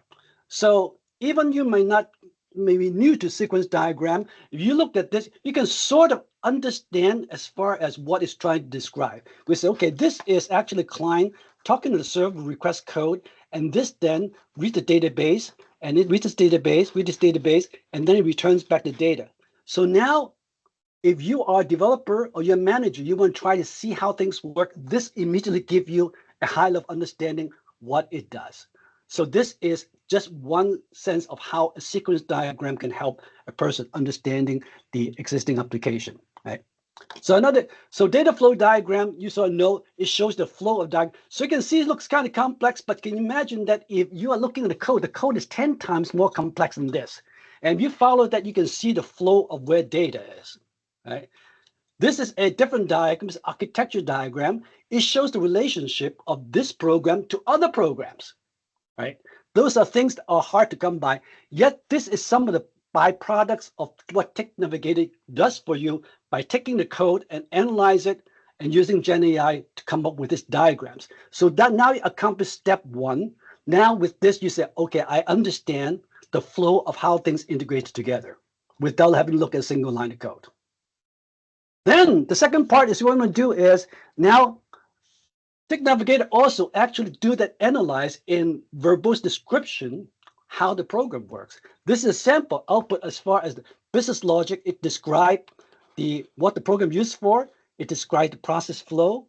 It describes the file it used, whether it's an inscribed file, whether it's using SQL table, validation rules, error handling, what are some business rules and so forth. So when you think about all the stuff I've told you, just enumerate, that's pretty much tells you now you have a really good idea of what the program does. Now, the only thing you need to do is now you say, I want to now, when I go to the code, now I can associate which one of these things has to do with the code. So now you get understanding, you can look at the code.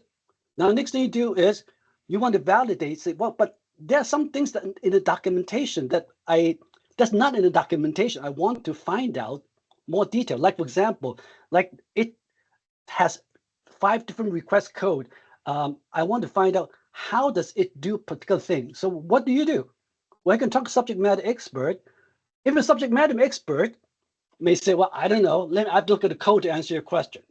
So that's the next feature of Tech Navigator. You can chat with it. You can ask questions based on the knowledge base that Tech Navigator has built. And you can ask questions that is not explicitly in the documentation or the diagram. So you can ask a question as far as how does something work? So this example is say, okay, I understand everything is documentation, but the documentation describe how does it interface to the spooler. You can ask the question. Now, this is one of the great feature and power of using GenAI. is the ability to inquire and interact and get answer to questions. So now you can pretty much use this, just TIG Navigator. You can have the diagram to show you where things are. You have the description of business logic, the file IO and all the stuff. And any outstanding questions, now you can ask to get the answers. Now, when you look at the code, you can pretty much understand it. And it's iterative process. You can look at the code and say, well, this looks good, but I don't quite understand the code logic, how it does this. How does it really analyze request code processing for stop connection? Then you can go back to the chat and read it, process, and all that.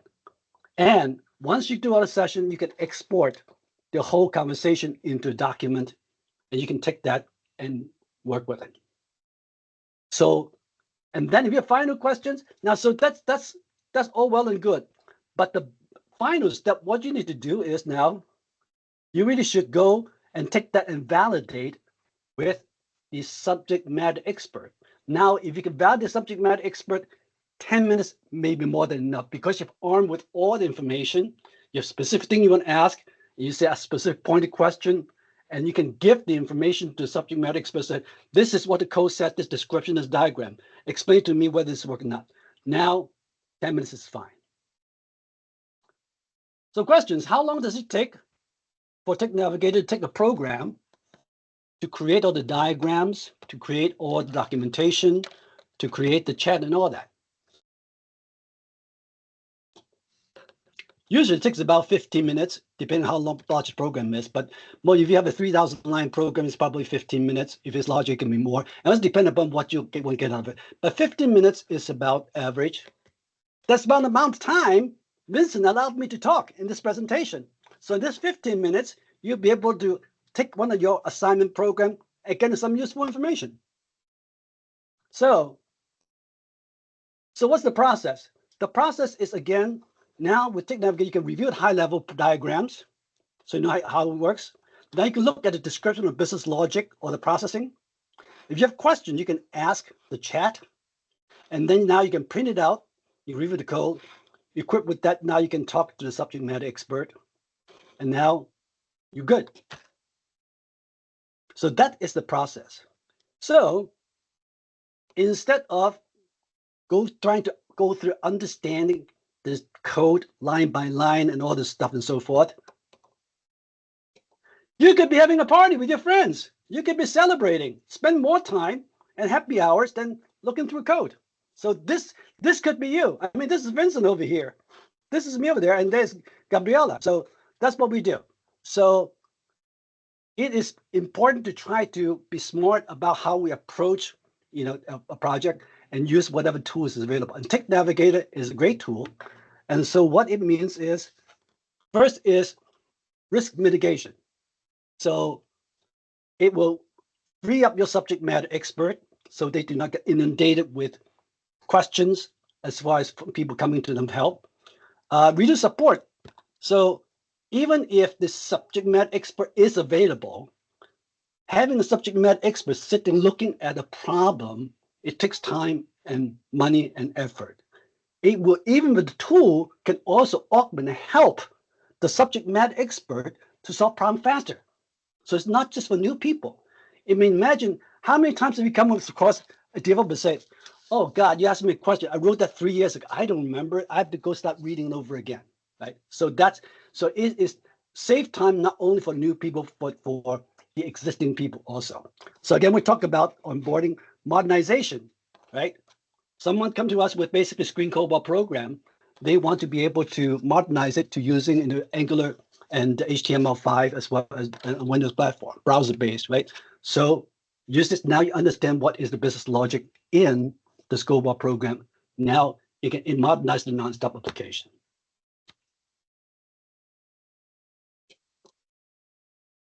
So that's it. And we love to hear from you. We love to be able to help you with your modernization and your application documentation, because we believe that Nonstop is a best platform, continue to be best platform to run application. And we want people to be able to address their concerns. When they say they do not have enough resources, they do not have knowledge, we say we have the answer. So that's what we have. Vincent, back to you. Thank you so much, Phil. Amazing presentation, and thanks for sharing the pictures. Those were awesome. So, well, we have the last presentation now, and that is Rich Green from Ascert. So go ahead, Rich, take it over, and let's finish this up. Okie dokie. Hang on a second here. Rich, I All gave you right. While 24 Rich minutes. is getting set up, if there's any questions for Phil, go ahead and put them in the chat.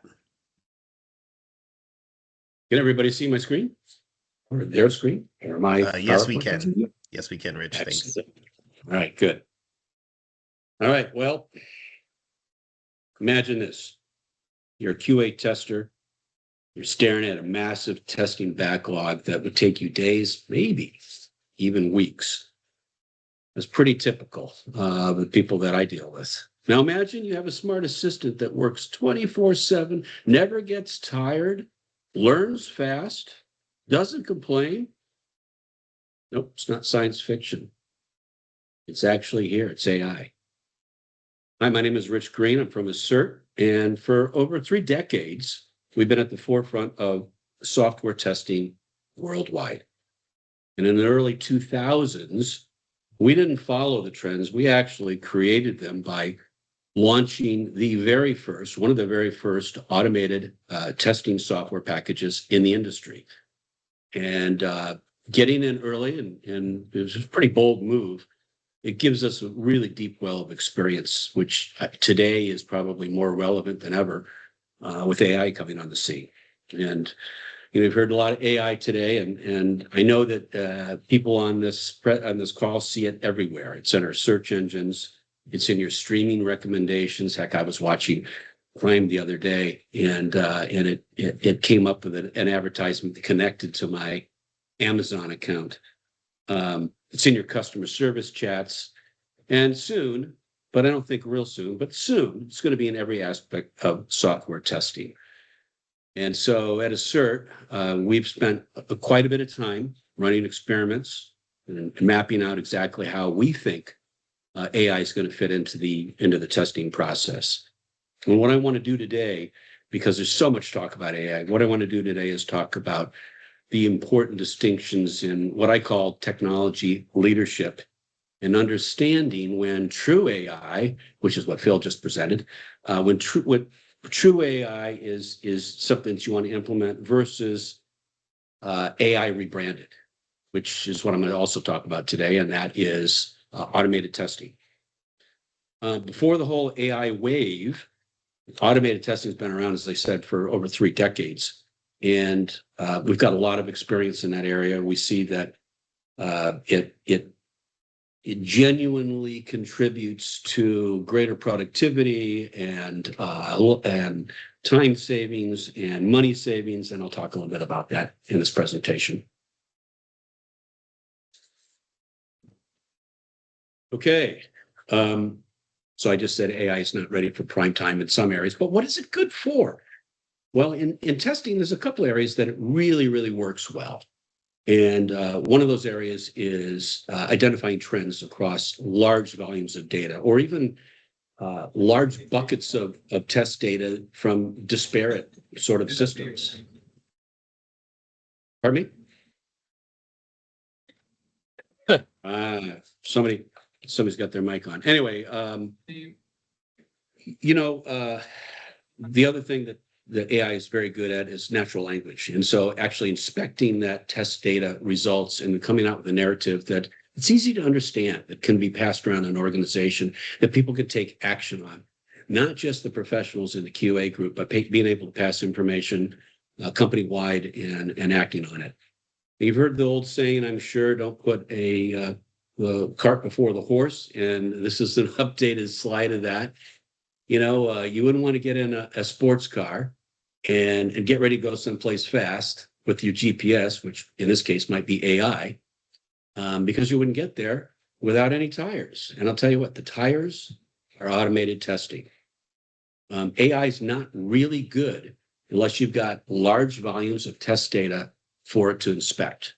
And the way to get large volumes of test data really fast and really accurate is through automated testing. Now, hands down, I think AI is pretty cool. I know it's going to change a lot of the way that we do business. It's going to change the way we buy things. It's going to change a lot in our personal lives as well. But here's the deal. AI does fall down in a number of areas in testing.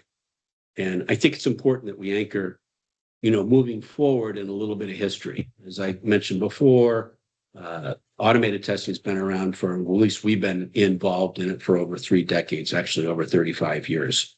And we've got lots and lots of examples of how quickly you can get a return on investment, how well it works, how much time it saves.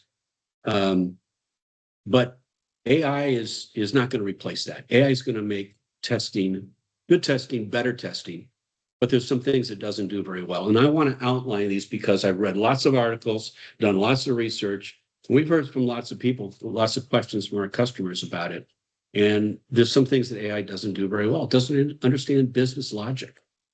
It has no understanding of any ethical or security regulations, even governmental regulations. Sometimes it's not very good at. It can't replace human oversight and decision making. And here's the thing that really frosts me, because I read about this all the time, how AI can fix bugs. And I'll tell you what, last week we had our annual customer meeting, our user group meeting. We had lots of professionals in the room. We talked a lot about AI, and there's nobody that would trust AI to fix a bug and put it into place automatically. You're still going to have that human oversight. And the human QA tester is not going away anytime soon. But here's the deal. You guys know that automated tests can run in minutes, what it would typically take days or sometimes weeks to do. Ascert has an automated testing software package called VersaTest Automator. And that's the product that we released over 3 decades ago. Automation doesn't just speed things up. It also improves accuracy.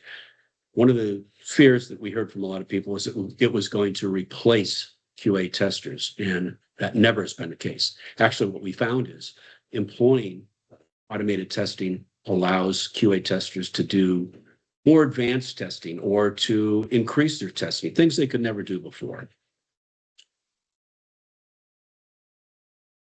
Now, I'm not going to go through the stats on the slide. You can read them. But imagine if you were hand testing hundreds of payment transactions, payment flows. Now, forget about hundreds. What if it were thousands or tens of thousands? You really wouldn't be able to do it. It's not cool. It's really very 1999-ish.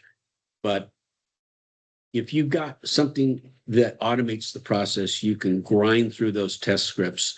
You can get rid of that boring job thing. And that's actually one of the things that is that automation has done for testing is it's increased. Surveys show that it's increased job satisfaction because no longer are people doing boring things over and over and over again. The system can do it for them automatically. I'm going to talk about a few things now that test automation is really good at, and things that people on this call may be familiar with. And the first of those is server migration. And I know there's a lot of HPE, a lot of nonstop clients that are on the call today. Many of you may be going through a server migration. Many of you may be upgrading. And I'll tell you this, those companies that automate their testing process through migration have a lot less problems. In fact, it's so important that we partner with HPE to deliver migration testing services. And I can tell you more about that at the end of this presentation. I'll give you a way so you can find out a little bit more about that. But imagine this. The 3 areas that I think that testing really, really works well for migration. Number 1, testing a system that you currently have to get a baseline, and then so that you've got something to measure on. And then while you're going through the migration, doing the testing to make sure the data is flowing the way you expect it to flow. And then finally, when you're done with that migration and the server's ready to go, you compare what you have now against your baseline to look for any gaps. And as I said before, Those companies that have automated this process find that there's a lot less errors, they've got a lot less downtime, they got less surprises, and probably save money in the process. Merchant certification, onboarding merchants is one of my favorite topics for automation. It is probably one of the most error-prone areas. Even though you may have lots of people, the back and forth between the processor and the merchant takes up a lot of time. Merchant's got to do some testing, and they send their test results back to the processor. The processor has to look at it. And you got this whole back and forth thing that's going on. One of the probably starkest examples of how we were able to save a processor a lot of time and a lot of money, and actually give them a way to make more money, was through automation. And so one of our customers had this back and forth going on, and it took 6 weeks to onboard a merchant.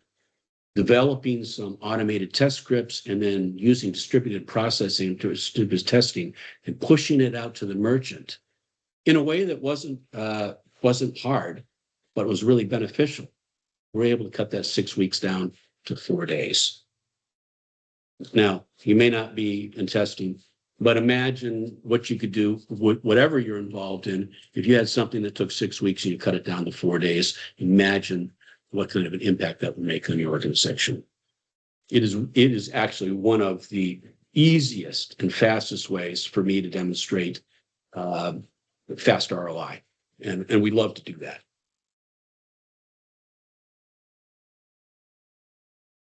So automation also takes pain out of comprehensive system testing. So real end-to-end testing. And I believe we're the only company that really allows people to take a holistic approach to testing. So we never have run across a system or an interface that's message-based that we couldn't simulate. So POS systems, host systems, partner systems, you name it. We're able to create all of those test simulations and then run them simultaneously to see how the entire system works end to end. You could not do that in a manual form. Now, imagine the amount of test data that you're going to get out of that. That's where you might really want AI to look at something.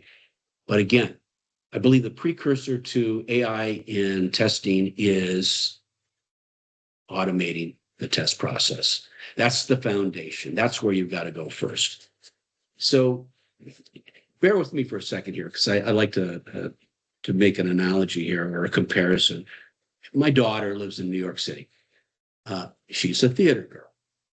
And I've been to lots and lots of live performances. And if you've ever been to a live performance and all of a sudden you notice that something doesn't seem quite right on stage, probably something has happened.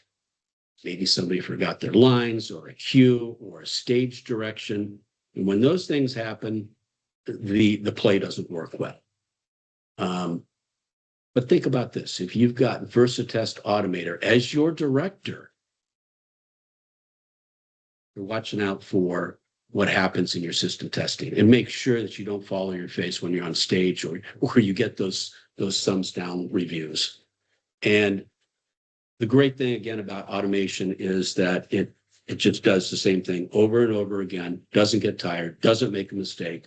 And you can, if you're so inclined and you want to be able to connect your test system into the production, you can inspect the messages as they're going live.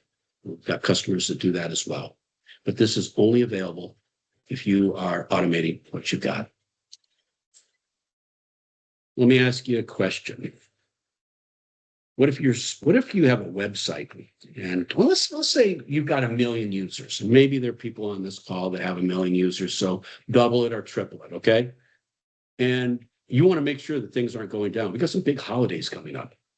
And you know, in the past years, I'm sure you can Google and find many, many examples where systems have gone down and millions of dollars have been lost. Not even millions of dollars, but customer satisfaction or how the customer feels about you. The answer to that is very simple. It's test automation. having the ability to ramp up your transactions to whatever level you think you want to ramp it up to, and then go beyond it is really important. And you can only do that when you've automated your testing. So we've got customers that do 4,000 or 5,000 transactions per second. They simulate them even more than that. So again, automating this process ensures that you don't have any issues. It will detect the errors before your customers do. And as I said before, you can continuously monitor what's going on. That's one of the great aspects of automated testing. And finally, for testing, I'd like to go through sort of a functional scenario here for you. So in e-commerce, I'm sure we've got some e-commerce folks that are on the call today, but there's so many data flows, and having the, everything from the cart to the checkout, every click, every message that goes from point A to point Z and everywhere in between, having the ability to simulate all of those messages in an environment off from your production to make sure that things are working correctly, especially during those peak times, is key. Think about also security. I mean, how do you test authentication? How do you test multi-factor authentication? How do you test passwords? How do you test negative testing? Sometimes it's called fraud testing. All of those things you can do very easily with automation. And so we've got lots of customers that are in the financial services space. And if you're not in the financial services space and you're not moving money, but you're in a large organization that's moving lots of data that's mission critical, you're going to want to do this. So what's the next step? I'll tell you what, around the world, again, Rich, we've been you doing have this for 30 seconds. Around the world, we've got customers that have used our software very successfully. And if you're interested in taking your testing program to the next level, either if you're not automating now or you want to go to AI, very simple. I'll give you a very simple way to do that. Simply pick up your phone, scan the QR code that's on this page right here. You can set a meeting with me. I'll pull my team together. We'll be happy to do an assessment of your QA department. I promise you this, there won't be any sales stuff. There won't be any arm twisting. We just want to help out. And I think if we give you value, then you'll want to work with us. So I appreciate the opportunity to talk about AI and also automated testing. And I look forward to meeting with you again. Thank you.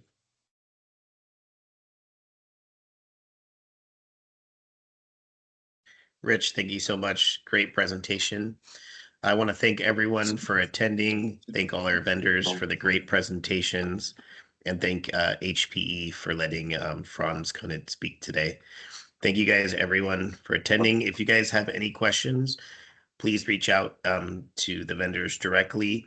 We will be posting the recording of this event online. So if you guys want to go back and rewatch anything, or if you want to reference something, it will be accessible online for you. Thank you, everyone, for attending again.